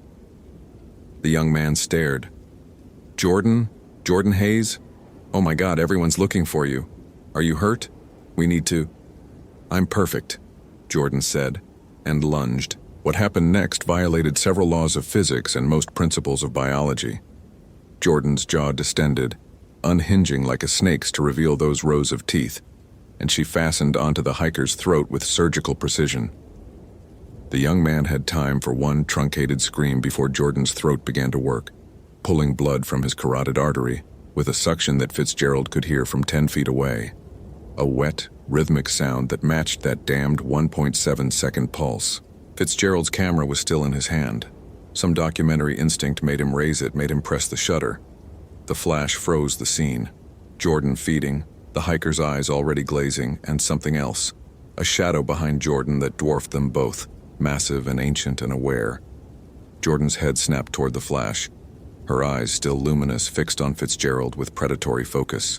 Blood stained her mouth, too much blood, pooling on the ground in quantities impossible from a single human body. "Your turn, Robert," she said, and her voice had layers now, harmonics that suggested multiple speakers. "I've learned so much. The grandmother's stories were true. All of them. Do you want to know what happens when someone dies wrong? When the last breath is taken with rage and hunger and the absolute certainty that death is not the end?" She released the hiker's body. It crumpled, already assuming the waxy pallor of significant blood loss. Jordan stepped over it, her movements becoming more fluid, less constrained by skeletal limitations. "Jordan died on October 19th, Fitzgerald said, his voice surprisingly steady. "You're not her. I'm more than her." The thing smiled, and Fitzgerald saw Jordan's memories in its expression, her personality trapped inside something that wore her flesh like clothing. "I'm what the grandmother feared, what her village burned and beheaded and buried at crossroads. Strigoi. We don't just take blood, Robert. We take everything. Every memory, every skill, every relationship. Jordan's knowledge is mine now. Her research, her passion for bats, those beautiful little creatures that exist between worlds, neither fully of day or night. She understood thresholds, and now I do too." Fitzgerald backed away, his mind racing through fragmentary memories of that undergraduate folklore class. Strigoi could be stopped. There were methods, traditional, specific, culturally embedded. But what were they? Beheading, yes. Burial at crossroads. Staking through the heart with, what? Ashwood? Hawthorne? He couldn't remember. "The cave," he said. "That's where Jordan died." The Strigoi nodded, pleased. "She fell. A simple accident, really. 20 feet onto basalt. The skull fracture was catastrophic. But she was so angry, Robert.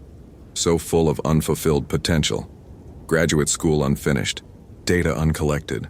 A lifetime of discovery cut short by a moment's inattention on wet rock. That anger was enough. That rage at interruption. The grandmother's blood made it stronger. Bloodlines matter, you see. The villages knew. They always knew." Behind the Strigoi, the dead hiker twitched. Fitzgerald's scientific objectivity shattered completely. He turned and sprinted, abandoning the trail for rough forest, crashing through salal and huckleberry, his only thought to put distance between himself and the impossible. His GPS was useless now. The coordinates kept jumping, placing him miles from his actual location, then kilometers out in the Pacific, then impossibly inside the Earth itself. His compass spun freely, unable to find magnetic north. Even his wristwatch was failing, the digital display flickering through dates. October 23rd, October 19th, October 31st. Dates that hadn't happened yet or couldn't happen again. He burst into a clearing he didn't recognize, unusual in a forest he'd mapped for 15 years. A small structure stood at its center, barely more than a shack, constructed from rough-cut cedar that looked simultaneously ancient and new. Smoke rose from a chimney pipe. Fitzgerald had no other options. He stumbled to the door and pounded. It opened immediately. The woman who answered was elderly, perhaps 80, with the weathered face of someone who'd spent decades outdoors. She took one look at Fitzgerald's expression and stepped aside. Inside, quickly. The shack's interior was a single room lined with bundles of dried herbs, glass jars containing substances Fitzgerald couldn't identify, and religious iconography that mixed Catholic saints with symbols he'd seen carved on trees around Jordan's camp. A fire burned in a small stove, too hot for the fuel it consumed. "You've seen it," the woman said. It wasn't a question. Jordan Hayes. It's Strigoi. The woman moved to a shelf, selecting items with practiced efficiency. The Hayes girl. I heard she went missing. I knew it was too late when they found her camp empty. 3 days dead before anyone looks? That's enough time. More than enough. You know about this? Fitzgerald's hands were shaking. About Strigoi? I'm Anka Petrescu. My family's from Hulmaju, same as the Hayes grandmother. We left in 1952, but the old knowledge came with us. Had to. Some things don't respect borders. She was assembling a bundle now. Dried plants, a small bottle of clear liquid, and a wooden stake that looked hand-carved. The grandmother married American, thought the ocean would protect her bloodline. But the blood remembers. Always remembers. Jordan's parents are at the ranger station, Fitzgerald said. They mentioned the grandmother's stories. Too late for stories, time for action. Anka thrust the bundle at him. The stake is ash wood, blessed by a priest who understood the old ways. The bottle contains water from the Hulmaju church well. I had it sent years ago when I heard the Hayes girl was living in the forest. The herbs are oosteroi and maricini, garlic and blackthorn. You need all three. I can't. Fitzgerald stared at the items. This is insane. You photographed it, yes? Anka's eyes were sharp. The camera you carry, you have evidence? He did. Multiple images on the Nikon's memory card. Jordan's impossible eyeshine, the feeding, the shadow behind her that suggested something even larger than the Strigoi itself. The photographs won't convince anyone, Anka said. Digital images can be manipulated. Bodies, though. Bodies tell the truth. You need to find where Jordan Hayes died. The real body, not the thing walking around wearing her face. Strigoi returned to their corpse to rest. That's when they're vulnerable. The cave, Fitzgerald said. Cave Site B. That's where it happened. Then that's where you must go, before it creates another. The hiker it fed on, did you see him fall? Fitzgerald nodded, sick. He'll rise at sunset, and he'll be hungry, and he'll create another, and another. The progression is geometric, Mr. Fitzgerald. 1 becomes 2, becomes 4, becomes 8. In a week, the entire Ho Valley will be crawling with them. In a month, they'll reach Seattle. The scientific part of Fitzgerald's mind wanted to reject this. Vampiric entities couldn't exist. They violated thermodynamics, conservation of mass, basic biology. But the same scientific training that insisted on materialism also demanded he accept evidence. And the evidence was crawling around the forest wearing Jordan Hayes' face. Sunset is in 3 hours, he said. Then you have 3 hours. Anka pressed the bundle into his hands. Find the corpse. Stake it through the heart. It must be through the heart, and the stake must be driven in a single blow. Then cut off the head and bury both pieces separately. Head facing east, body facing west. Pour the blessed water over both. Burn the herbs on top. This breaks the Strigoi's hold. And the one already walking around? Anka's expression darkened. Once severed from its corpse, it will weaken. You'll have a chance. But only a chance. Strigoi are fast, strong, and they know everything their host knew. Jordan Hayes knew this forest, yes? Better than almost anyone. Then it will use that. It will lead you in circles, tire you out, wait for night when it's strongest. You must be smart, Mr. Fitzgerald. Smarter than a dead graduate student with supernatural power and 15 years of your colleagues' experience to draw on. Fitzgerald looked at the stake in his hands. Ash wood, Anka had said. Blessed. The tool felt solid, real. A piece of rational universe in a day that had abandoned rationality entirely. He thought of Jordan's parents, waiting at the ranger station for news. He thought of the dead hiker, soon to be another vector of infection. He thought of Seattle, of the geometric progression Anka described, of Strigoi spreading through a population that didn't believe in them and wouldn't know how to fight back. I need rope, he said, and a shovel, do you have a machete? Anka smiled, a fierce expression that suggested she'd been waiting for exactly this question. She opened a chest in the corner and began pulling out tools that looked both practical and ceremonial. My husband was a logger before the arthritis took his hands, she said. I kept his equipment just in case. The old people always said, hope for the best, but keep an axe sharp. 20 minutes later, Fitzgerald left the shack equipped like some nightmarish hybrid of park ranger and vampire hunter. The stake was secured to his belt. The blessed water sloshed in a Nalgene bottle in his pack. The herbs were wrapped in waxed paper in his jacket pocket. And he carried a machete that Anka's husband had apparently kept razor sharp, its edge gleaming in the dim forest light. The temperature dropped as he approached Cave Site B for the second time. His breath misted. The rain had turned to sleet. The forest felt empty in a way that transcended mere absence of wildlife. It felt evacuated, as if every living thing with survival instincts had fled. The cave entrance loomed, that vertical crack in basalt that had become a gateway to something older than Olympic National Park's establishment in 1938.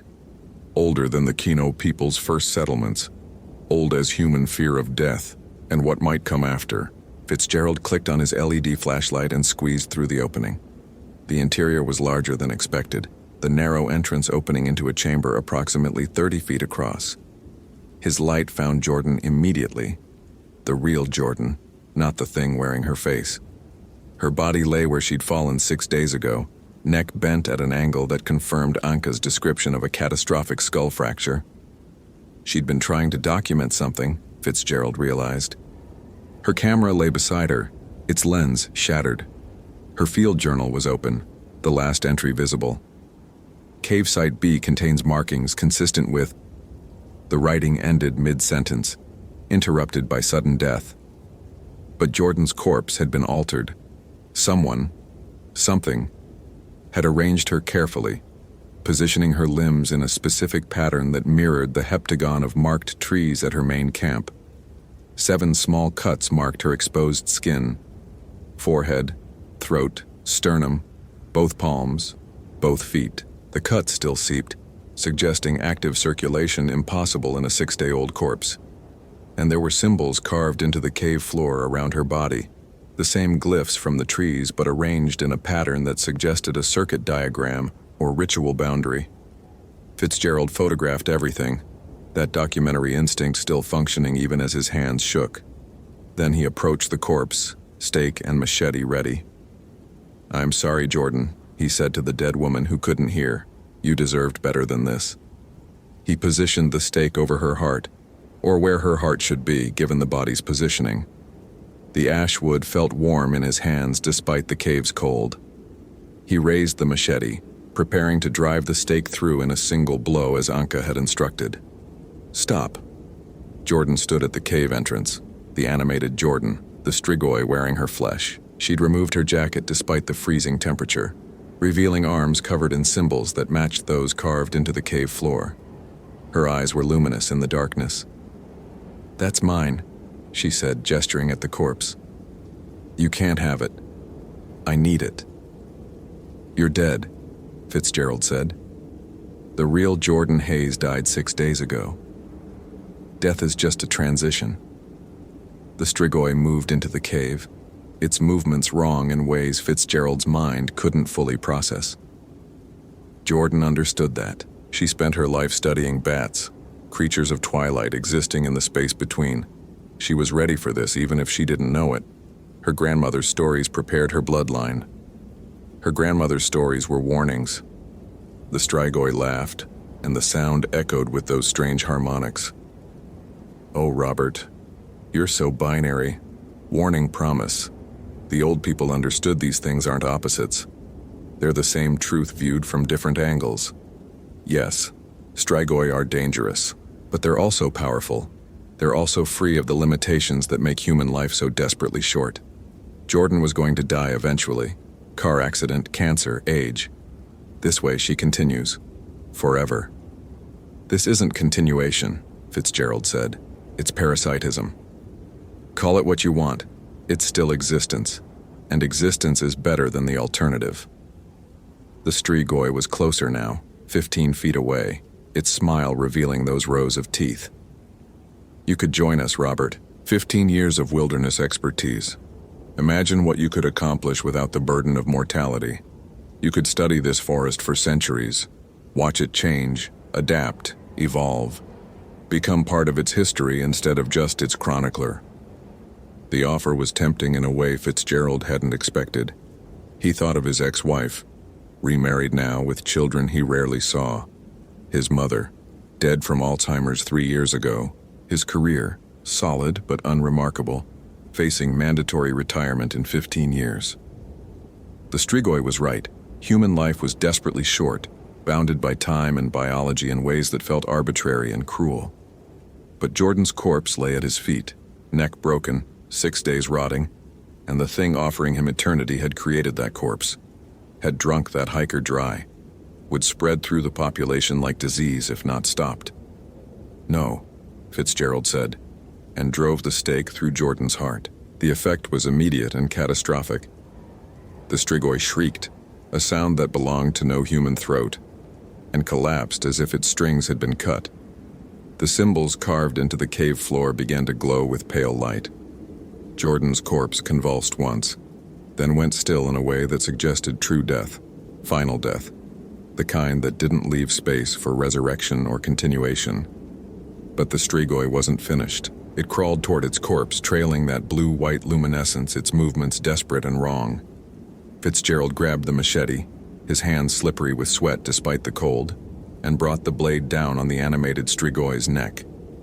The head separated with less resistance than expected, as if the thing's cohesion had been primarily supernatural rather than physical. The body collapsed, dissolving into a viscous substance that smelled like copper and ozone. The head rolled, its eyes still luminous, its mouth still working. The grandmother knew, it whispered. She warned them all. But blood calls to blood, Robert. There are others, descendants, bloodlines. The old countries sent their children to America, but they sent their curses too. Then the light faded from its eyes and Jordan Hayes was truly dead. Fitzgerald worked quickly, aware that sunset was approaching. He separated Jordan's corpse's head as Anka had instructed, trying not to think about the fact that he was desecrating the body of a colleague, a researcher who dedicated her life to understanding the natural world. He buried the pieces separately, facing east and west. He poured the blessed water over both. He burned the herbs, their smoke sharp and purifying in the cave's stale air. When he emerged, the forest felt different, not normal. That would take time if it ever happened, but less oppressively hostile. The temperature was rising. Sleet turned back to rain. And in the distance, he could hear the first tentative calls of evening birds returning to roost. His radio crackled, normal static this time, free of those rhythmic pulses. Fitzgerald, this is base. Do you copy? Over. He keyed the transmit button. This is Fitzgerald. I copy. Over. Rob, we've got a situation. The hiker who was with you, yellow jacket, early 20s, his friends just reported him missing. Last seen on the Hoh River Trail about 2 hours ago. Can you? Fitzgerald looked at his watch. Sunset in 45 minutes. The hiker had been dead for 3 hours, fed on by a Strigoi, left in the forest to transform as darkness fell. If he rose as one of them, the cycle would begin again. I know where he is, Fitzgerald said. Send the full SAR team to my coordinates, and tell them to bring every light source they have. We need to find him before dark. Copy that. Rob, the Hayes family is still asking about Jordan. Do we have any? We found her, Fitzgerald interrupted. In Cave Site B, accident, fatal. I'll have a full report when I return. The partial truth felt like cowardice, but what else could he say? We found her corpse being used as an anchor by a Romanian vampiric entity that fed on a hiker and will create more of its kind unless we dig up a body and desecrate it before sunset. His career would end. His testimony would be dismissed, and the Strigoi would continue spreading because no one would believe. Unless he showed them the photographs. Fitzgerald looked at his camera, its memory card containing images that violated natural law. Evidence of the impossible. Documentation of nightmare. He thought of Anka's words. Digital images can be manipulated.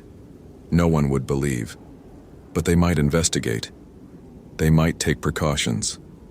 They might, at minimum, ensure the bodies were treated correctly, buried facing the right directions, beheaded if necessary, buried at crossroads as the old traditions demanded.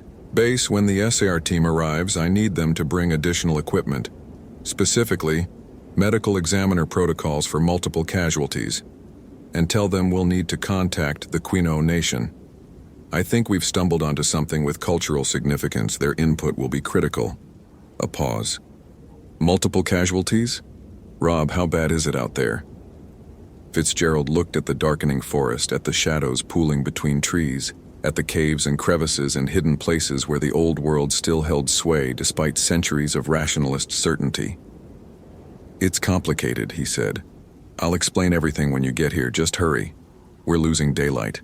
He spent the remaining 40 minutes searching for the dead hiker, following the trail of disturbed vegetation back toward where he'd last seen the body. He found it in a drainage ditch, already showing signs of the transformation. The skin taking on that waxy pallor, the lips pulling back from teeth that were beginning to change their configuration. Fitzgerald had the stake. He had the machete. He had Anka's blessed water and her herbs. And he had 30 minutes until sunset. He got to work. By the time the SAR team arrived, their LED searchlights turning the forest twilight into harsh noon, Fitzgerald had secured 2 corpses and prevented 2 resurrections. He'd also formulated a story that combined enough truth with strategic omissions to be believable. Jordan had fallen in the cave, suffering fatal injuries.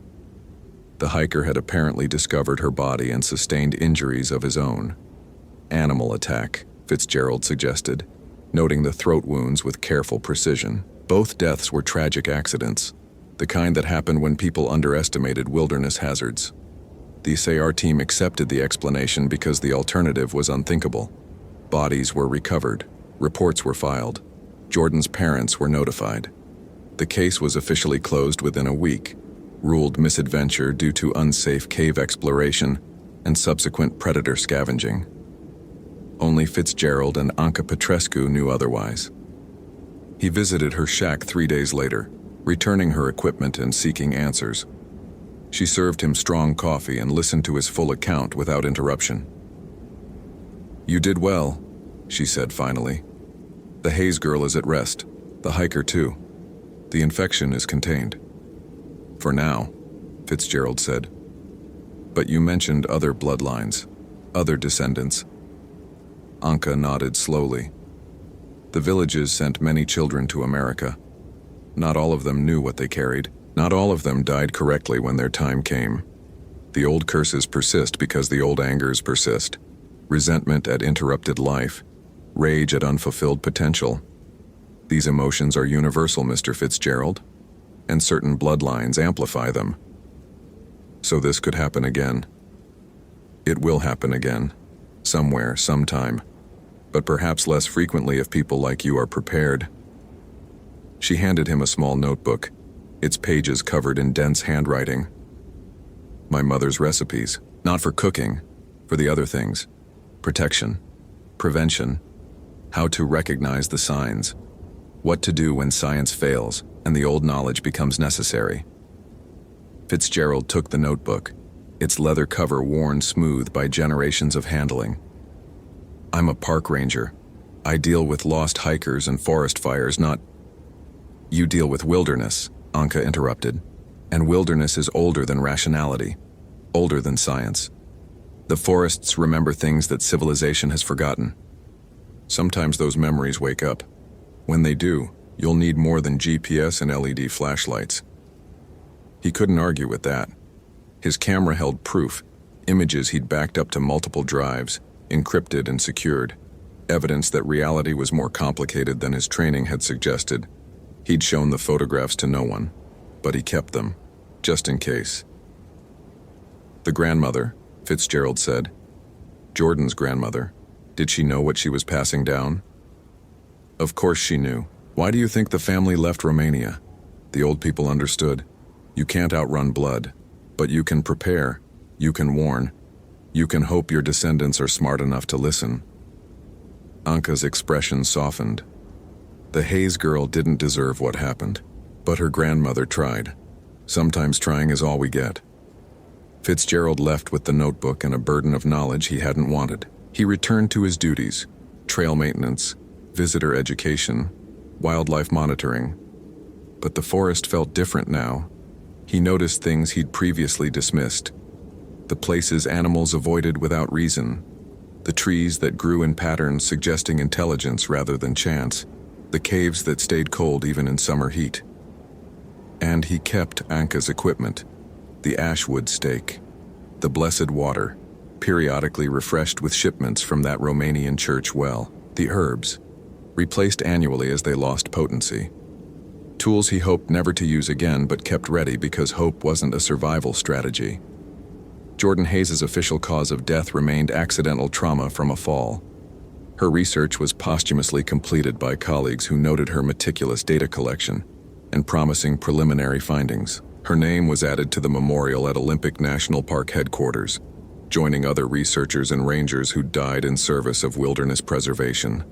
Only Fitzgerald knew she'd died twice, once from a fall on October 19, 2009, and again 3 days later, when he'd driven an ashwood stake through her heart and separated her head from her body and buried both pieces facing opposite directions while burning herbs older than America. He never told her parents. What would be the point? Their daughter was dead. How she died, the specifics, the horror, the impossible resurrection and necessary desecration would bring no comfort. Better to let them remember Jordan as she'd been: passionate, intelligent, dedicated to understanding the natural world. Though sometimes, on rounds through the Hoh rainforest, Fitzgerald paused at Cave Site B. The entrance had been officially closed, marked with warning signs and steel grating to prevent access, but he maintained a private trail to it, checking periodically for signs of disturbance. The symbols he'd found carved into the cave floor were still there, faded but visible. He photographed them regularly, documenting any changes. So far, the cave remained quiet. The dead stayed dead. The forest continued its cycles of growth and decay according to natural law. But Fitzgerald kept the stake sharp and the water blessed, and Anka's notebook close, because bloodlines were long and anger was patient and the old world's curses had deep roots. And because sometimes, on nights when the rain fell hard and the temperature dropped without reason, he thought he heard Jordan's voice on the wind. Not the Strigoi harmonics, but the real Jordan, the researcher who'd loved bats and threshold spaces, whispering a warning that death wasn't always the end, and some hungers persisted beyond the grave. On those nights, he checked his equipment and reviewed Anka's instructions and reminded himself that rationality was a tool, not a religion.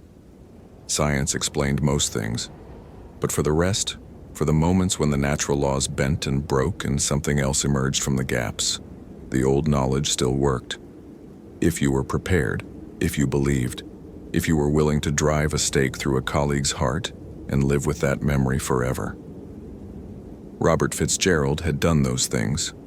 He'd carry them for the rest of his life, and when his time came, he'd make sure his own burial followed the old protocols: head facing east, body facing west, blessed water and protective herbs, just in case. Because he'd learned what Jordan had learned too late. Some transformations were permanent, and death was just the beginning of certain kinds of hunger. The moss still had teeth marks. He never documented them officially, but he photographed them annually, watching as they slowly faded, the bryophyte layer regenerating over the evidence of impossible mastication. Nature healing itself, covering scars, restoring normalcy. Until the next time, because there would be a next time. Anka had been certain of that. The bloodlines persisted, the old angers waited, and the wilderness remembered everything. Robert Fitzgerald would be ready.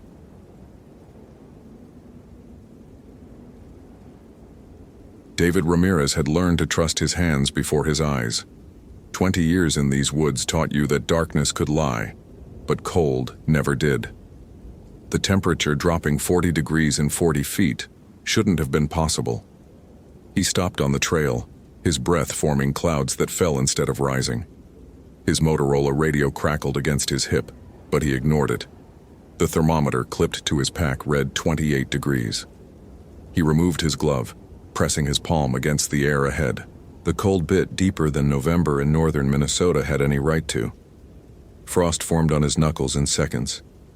40 feet ahead, where the trail curved around a stand of white pine, something had changed the rules. David had spent 2 decades as a ranger in the Boundary Waters Canoe Area wilderness. He knew every temperamental quirk of this place, how sound carried differently over frozen lakes, how wind patterns shifted around granite outcroppings, how animal behavior changed with barometric pressure. He'd guided search and rescue operations in blizzards, extracted hypothermia victims from ice flows, tracked lost hikers through terrain that wanted them gone. He'd also learned, 3 years ago, that some people who went missing in these woods were never meant to be found. The memory surfaced like a body through thin ice. Marcus Chen, his trainee, 23 years old, confident to the point of recklessness. They'd been tracking a lost scout troop when Marcus had wandered off trail. David had found his radio first, then his jacket, then his boots, each item separated by exactly 1.2 miles, arranged in a perfect line pointing north. They'd searched for 6 weeks. The official report called it exposure and disorientation. David had stopped sleeping well, what they'd never put in the report. Marcus's equipment was laid out like offerings. Someone or something had arranged them with purpose. The radio squawked again. David thumbed it on. "Ramirez, go." "David, it's Sarah at Ely Station. Just got a ping on that spot beacon you flagged. Jordan Hayes' device activated 3 hours ago, Sector 7, near the Disappointment Lake portage." David's chest tightened. Jordan Hayes had been missing for 4 days. His emergency beacon activating now after 96 hours of silence in sub-freezing temperatures wasn't good news. It was a signal maybe, but not the kind anyone wanted to find. "I'm 20 minutes from that sector," David said. "Weather?" "Front moving in. You've got maybe 4 hours of good light, then it's going to dump 8 inches on you." "Copy that." "David?" Sarah's voice carried something he didn't like. Hesitation. "Jordan's brother. That was Kevin Hayes, right? Your trainee 2 years back?" 3 years. David's jaw clenched. Kevin was Marcus Chen's friend. They'd trained together. The silence on the other end said everything. The Boundary Waters had a way of circling back on itself. "Be careful," Sarah finally said. David clicked off without responding. Careful was for people who still believed they had control. He moved forward into the cold. The temperature normalized within 20 steps, rising back to something November could explain. But David's hand still ached, bones feeling brittle in a way that had nothing to do with weather. He'd felt this before, the sensation of being studied by something that knew how to be patient. The trail to Disappointment Lake was a 2-mile portage through dense forest, marked by orange blazes on trees that had witnessed a century of footsteps. This time of year, most of the canoe routes were inaccessible, locked behind ice that wouldn't be solid enough to cross until January. Only hikers came this deep in late November, and only the stupid or desperate ones. Jordan Hayes had been both. The 24-year-old had registered for a solo camping permit despite warnings about early season storms. His vehicle sat at the Moose Lake entry point, a rusted Subaru with a bumper sticker that read, "Not all who wander are lost." David had checked the car himself on day 2 of the search. In the back seat, philosophy textbooks, a journal filled with drawings of trees, a dog-eared copy of Thoreau's Walden, no food wrappers, no trash, everything meticulously organized like Jordan was preparing for a ritual, not a camping trip. The journal had made David's stomach turn. The drawings weren't artistic. They were obsessive. The same tree, rendered from different angles, hundreds of times. Each sketch more detailed than the last, until the final pages showed something that didn't look like bark anymore. It looked like symbols, like language. David had shown it to Sarah. She'd suggested Jordan was just an art student working on a project. David hadn't mentioned that the tree in the drawings matched the white pine where they'd found Marcus Chen's radio. The forest changed as he moved deeper. The birches gave way to older growth, white pines and Norway pines that predated European contact. The Ojibwe had names for these trees, names that meant the standing dead, and those who watch. David had learned some of the language from a tribal liaison years ago, back when he'd thought understanding the history of a place could protect you from it. He'd been wrong. The spot beacon's coordinates led him off the main trail, into an area marked on his GPS as unimproved wilderness. No maintained paths, no campsites, no ranger stations. Just 150,000 acres of lakes, bogs, and forest that had swallowed more than a few overconfident hikers. The GPS showed his location as a blinking blue dot surrounded by vast emptiness. In 2009, these devices were still relatively new to the Park Service, and the signal was inconsistent at best. David trusted his compass more. He found the first marker a mile in. A backpack hung from a tree branch 10 feet off the ground. Not thrown there, placed. The branch was bent in a way that suggested weight had been applied carefully, deliberately. Jordan's name was stitched on the pack's side panel. David photographed it with his digital camera, each click of the shutter feeling too loud. He wouldn't touch it yet. Search and rescue protocol demanded he document everything before disturbing a scene. But protocol hadn't been written for this. The pack swayed slightly, though there was no wind. David circled the tree, checking for climbing marks. Nothing. The bark was smooth, undisturbed. No boot scuffs, no rope burns. Whoever, or whatever, had hung the pack 12 feet up had done it without using the tree for leverage. His radio crackled. He jumped, hand instinctively going to the bear spray on his belt. Ramirez, this is Eli. Just got another ping. Spot beacon is moving. It's heading northwest toward you. Current speed? Jesus. David, it's moving at about 8 miles per hour. David's mouth went dry. 8 miles per hour through unimproved wilderness terrain, in snow, in freezing temperatures. That was impossible. Even a trained ranger couldn't maintain that pace off trail. Not unless they were running, or being carried. Copy, he managed. I'm tracking. He left the backpack hanging and moved toward the beacon's location. The forest grew denser, the canopy blocking what little afternoon light remained. His headlamp beam cut through shadows that seemed to move wrong, sliding away from the light instead of being dispelled by it.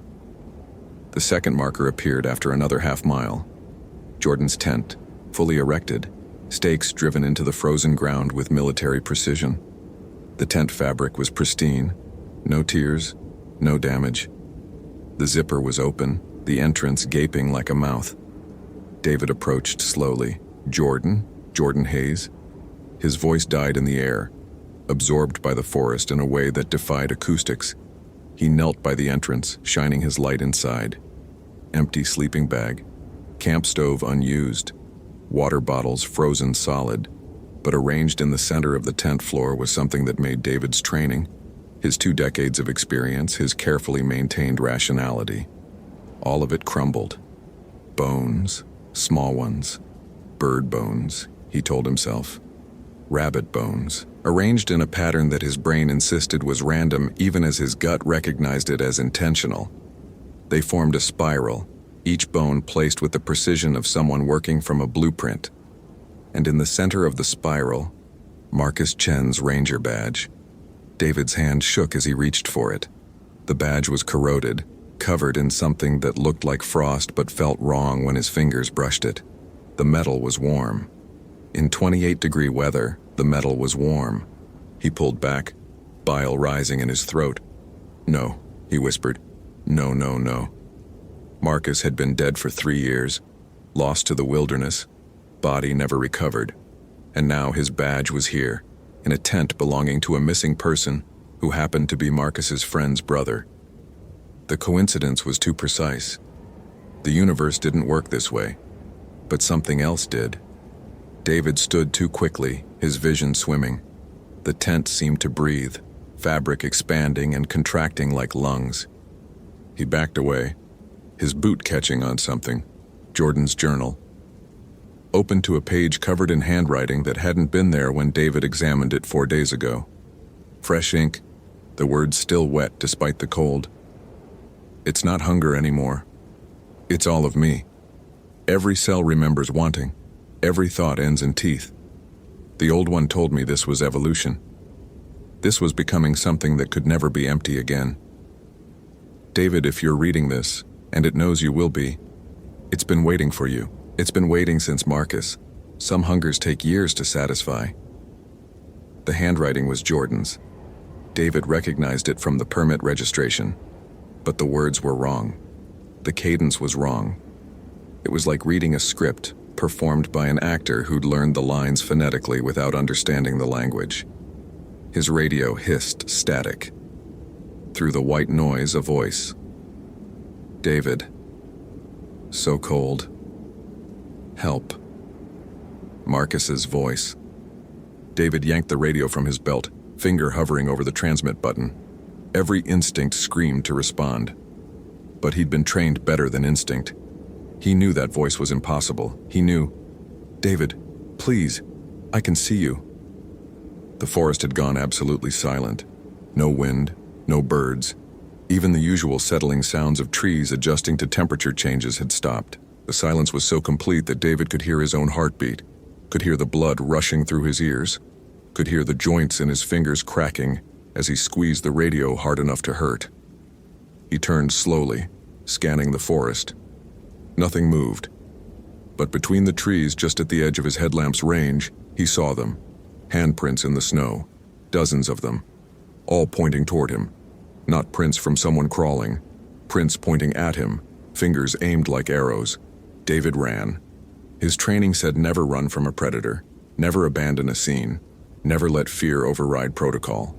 But training was a luxury for situations that made sense. This wasn't a bear attack or a lost hiker, or even a hostile human.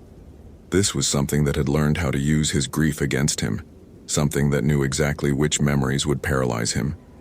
He crashed through underbrush, the GPS forgotten, navigation reduced to pure flight response. Behind him, he heard footsteps. No, not footsteps. Something heavier, something that moved on more than two legs, branches breaking in patterns that suggested a body too large for the spaces between trees. The temperature plummeted again. David's breath crystallized instantly, his lungs aching with each inhalation. Frost formed on his eyelashes. His radio continued to hiss that impossible voice. David, wait. I found something. You have to see. He burst into a clearing and stopped. The frozen lake stretched before him, Disappointment Lake living up to its name. But the ice was wrong. It was perfectly smooth, like polished glass, except for the center where something massive had broken through. The hole was too regular, too circular. Around its perimeter, more symbols. The same ones from Jordan's journal carved into the ice with something sharp enough to cut through 6 inches of frozen water like it was paper. And standing at the hole's edge, a figure. Jordan Hayes, or what was left of him. The young man stood impossibly still, his back to David. He wore the same clothes from his permit photo, a red jacket, hiking boots, but they hung wrong on his frame, like they'd been draped over a mannequin that didn't quite match human proportions. His breath didn't mist in the cold. Jordan? David's voice cracked. The figure's head tilted, but not the way a human head tilts. It was too far, too smooth, like ball joint rotation. David Ramirez. The voice came from Jordan's mouth but originated somewhere deeper, somewhere behind the flesh. The old one has been patient. 3 winters since Marcus. 3 winters of hunger. Do you know what hunger becomes when it outlives the body that feels it? David's hand went to his bear spray. Useless against this, but holding something physical kept him grounded. Where's Jordan? The thing wearing Jordan's body turned. Its face was Jordan's face, but the eyes were black. Not just the pupils, the entire eye, like someone had filled the sockets with ink.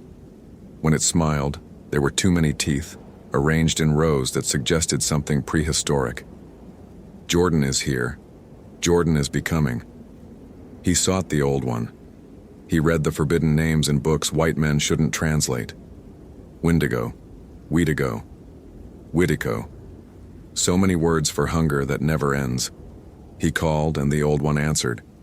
Just like Marcus called, just like you'll call. Marcus didn't.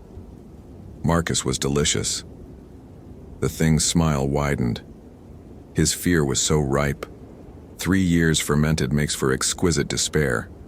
And now you've come to the place where he became food. Did you think this was chance? Did you think Jordan chose this location randomly? The Old One plans its feasts carefully. David's mind raced. Wendigo. He'd heard the stories from Ojibwe rangers, dismissed them as cultural metaphor for greed and isolation. Algonquian legends warned of spirits that possessed those who resorted to cannibalism, transforming them into monsters with eternal hunger. But those were stories, cautionary tales.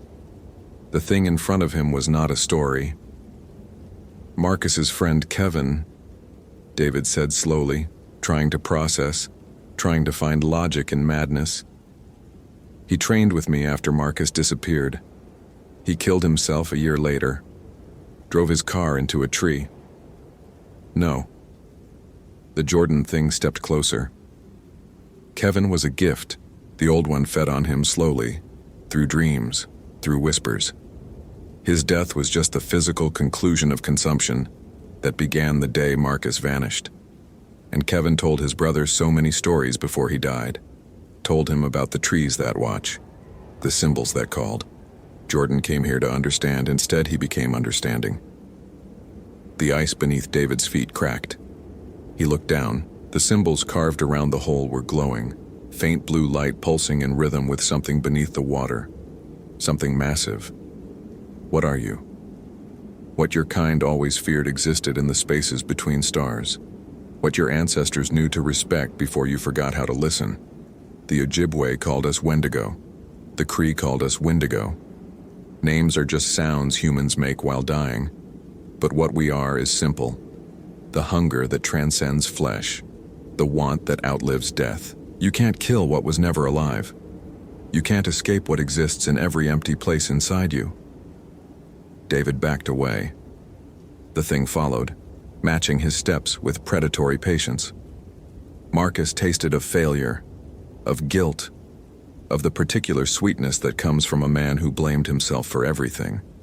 But you, David, it inhaled deeply, savoring. You've been marinating in that guilt for 3 years. You've been tenderizing yourself with nightmares. Every time you came back to these woods, you were basting yourself in your own fear. The Old One appreciates a meal that prepares itself. I'm not... David's boot hit solid ground. He'd backed off the ice. I'm not afraid of you. The thing laughed. The sound was wrong. Layered, multiple voices overlapping, some human, and some decidedly not. Oh, David, you've been afraid since the moment you found Marcus's radio. You just didn't know what you were afraid of yet. But now you do. Now you understand that there are things in these woods older than your species' entire existence. Things that learn to wear human faces the way you learn to wear clothes. Things that feed on more than flesh. It gestured toward the hole in the ice. Marcus is down there. What's left of him? Would you like to see? Would you like to know what happens to the body when the spirit has been consumed completely? David's hand closed around his radio. Sarah, he said quietly into the device. Emergency beacon. My location. Send everything. The Jordan thing tilted its head again. They won't come in time. The storm is starting. And even if they did, what would they see? A ranger who went mad in the woods. A ranger who finally cracked under the pressure of losing too many people. They'd find you tomorrow, frozen, and they'd say the same thing they said about Marcus. Exposure. Disorientation. Tragedy. They'd never know you were eaten from the inside out. Snow began to fall. Big, heavy flakes that should have taken minutes to accumulate, but within seconds covered everything. The storm Sarah had warned about was here, and it was wrong. Too fast, too localized, swirling only around this clearing like the weather itself was part of the thing's design. David had one option. He'd known it since seeing the symbols, since finding Marcus's badge, since hearing that impossible voice on the radio. Fire. The Ojibwe stories said Wendigo feared fire, not because it could kill them. You couldn't kill hunger itself, but because fire was the opposite of their nature. Fire was transformation through consumption, but it was temporary, purifying. The Wendigo were eternal consumption with no transformation, only endless appetite. His hands shook as he pulled the emergency flare from his pack. The thing watched him, amused. "Fire?" It laughed. "Oh, David, that's for the stories. The sanitized versions your culture tells itself to feel safe, but the old one is not the stories. The old one is what the stories were trying to warn you about before your language could even properly describe the warning." David didn't answer. He struck the flare. Red light exploded across the clearing, harsh and chemical. The thing flinched, just slightly, just enough. David ran, not toward the forest, but along the lake's edge, the flare held high. Behind him, the Jordan thing screamed. The sound wasn't voice anymore. It was wind and breaking ice and something that might have been laughter if laughter could shred reality. The footsteps behind him were wrong. Too many feet, moving too fast. David didn't look back. Looking back was how it got you. Looking back was how it showed you things that made you stop running. He threw the flare behind him without turning. The moment it left his hand, he heard the thing stumble, heard it retreat. Not far, just enough. There, through the snow, barely visible, the ranger station. 2 miles north, emergency shelter, CB radio, supplies. If he could reach it, if he could barricade himself until the storm passed, until backup arrived. Something grabbed his ankle. David crashed into the snow, chin striking frozen ground hard enough to crack teeth. He flipped onto his back.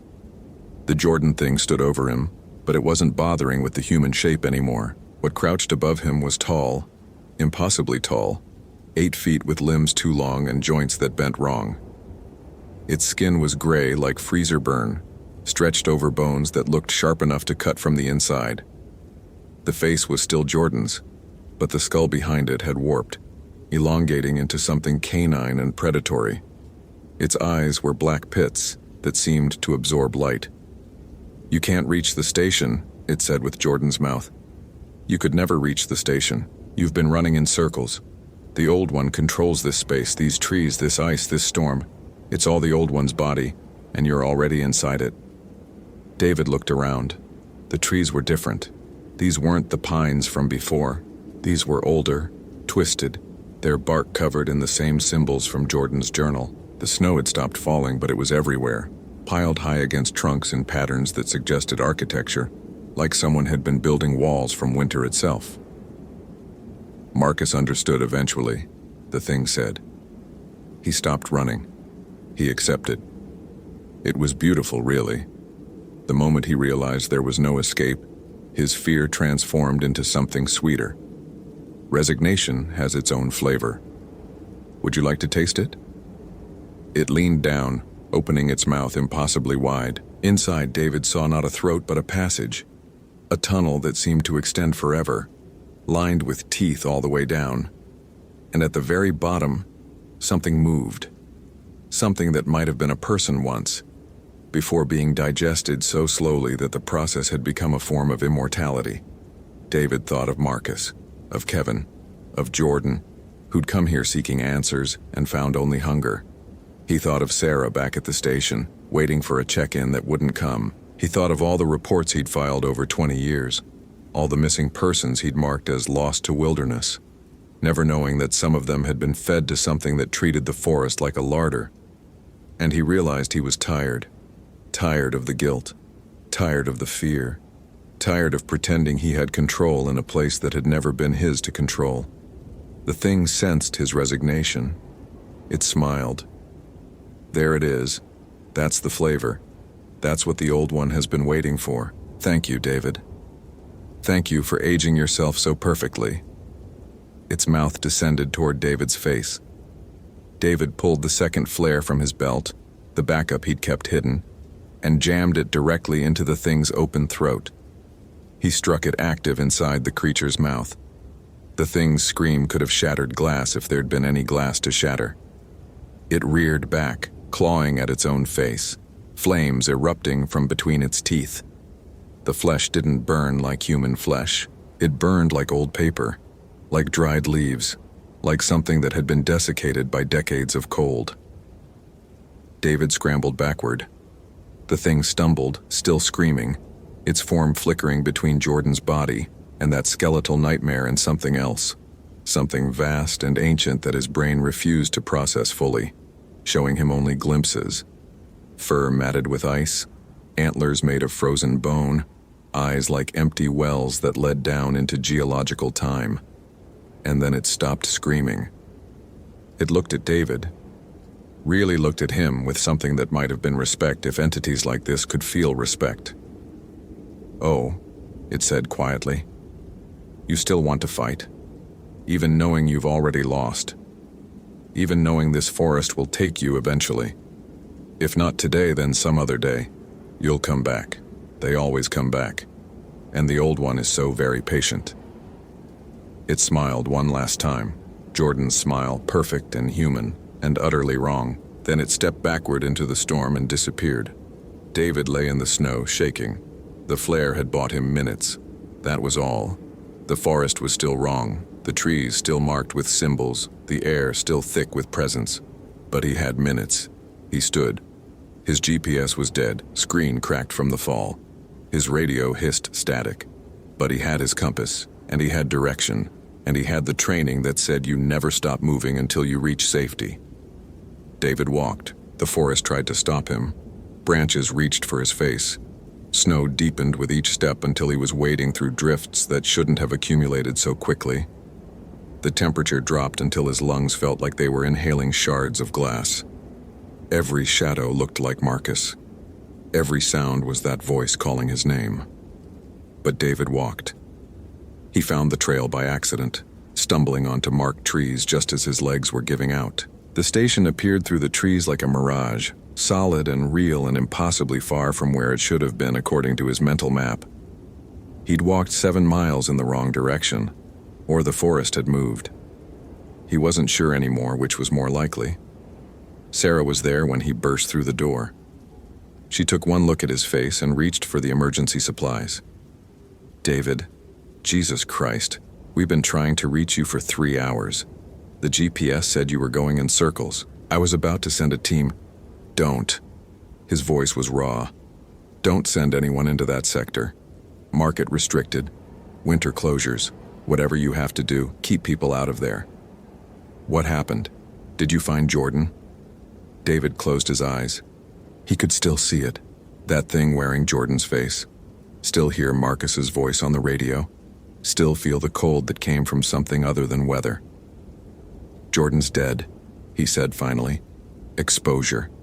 Disorientation." He went off trail and the cold got him. I found evidence. We'll recover the body in spring." It was a lie. There would be no body to recover. Jordan was being consumed in ways that transcended flesh, dissolved into something that would fuel that ancient hunger for months or years or however long it took for a human soul to be completely digested. Sarah studied him for a long moment. She'd been a ranger for 15 years. She knew what the wilderness could do to people. She knew what it looked like when someone came back from the woods fundamentally changed. "Okay," she said quietly. "I'll file the report. You're off duty until the psych eval clears you. Standard protocol after a failed recovery." David nodded. He knew he'd pass the evaluation.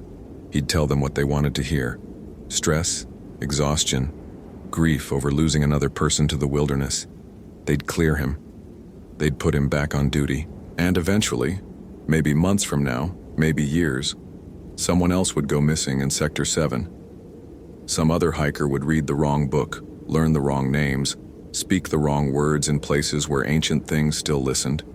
And David would have to go back. Because that was the job. Because someone had to be the one who knew what was really out there. Because the forest needed people who understood that some missing persons were never meant to be found.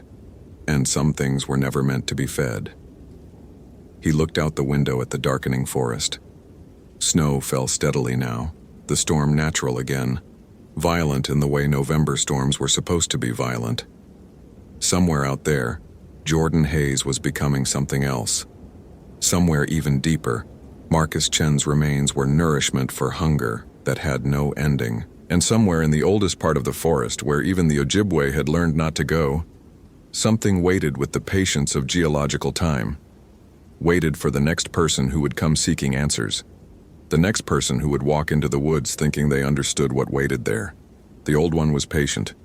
The old one had learned over centuries that humans would always come, driven by curiosity, by grief, by the need to conquer every space, to map every territory, to believe that nothing existed that couldn't be understood and controlled. David had learned different. He'd learned that there were spaces in the world, in the woods, in the cold, in the terrible dark, where humanity's understanding meant nothing, where ancient hungers still fed, where the forest itself was alive in ways that no naturalist would ever document. He'd learned, but he couldn't speak it. Who would believe him? Who would accept that their rational world still had room for old gods that wore human faces and fed on more than flesh? So he'd go back to work. He'd patrol the trails. He'd search for lost hikers and file his reports. And when the next person disappeared in Sector 7, because there would be a next person, he'd be the one they sent to investigate. Because someone had to know. Someone had to stand between the things that lived in the deep woods and the tourists who thought wilderness meant tall trees and scenic views. Someone had to be the one who understood that every map had edges, and beyond those edges, the old rules still applied. The Wendigo was real. The old one was patient. And David Ramirez would carry that knowledge into the forest every single day until the forest decided it was time to collect. He touched the spot where his radio should have been. He'd lost it in the snow. But he could still hear it sometimes in the quiet moments. Marcus's voice calling his name. Jordan's voice asking for help. And someday, not today, but someday, his own voice, carried on wind that smelled like freezer burn and starvation, calling the next ranger who would be foolish enough or brave enough or broken enough to answer. The woods took care of their own. They always had. And David had finally accepted that he was theirs now, marked and claimed, kept alive only so the forest would have someone who could guide the next offering to the proper altar. Outside, the storm intensified. Inside, David poured coffee with hands that would never stop shaking. And in the deepest part of the boundary waters, where no trail reached and no map showed, something that had been hungry for millennia settled back into patient waiting. It had fed well today. It could afford to be patient. It always could. Hope you felt genuine terror. If you appreciate authentic horror rooted in real folklore, consider following for more stories. Which moment scared you most? Share your theory about what happened.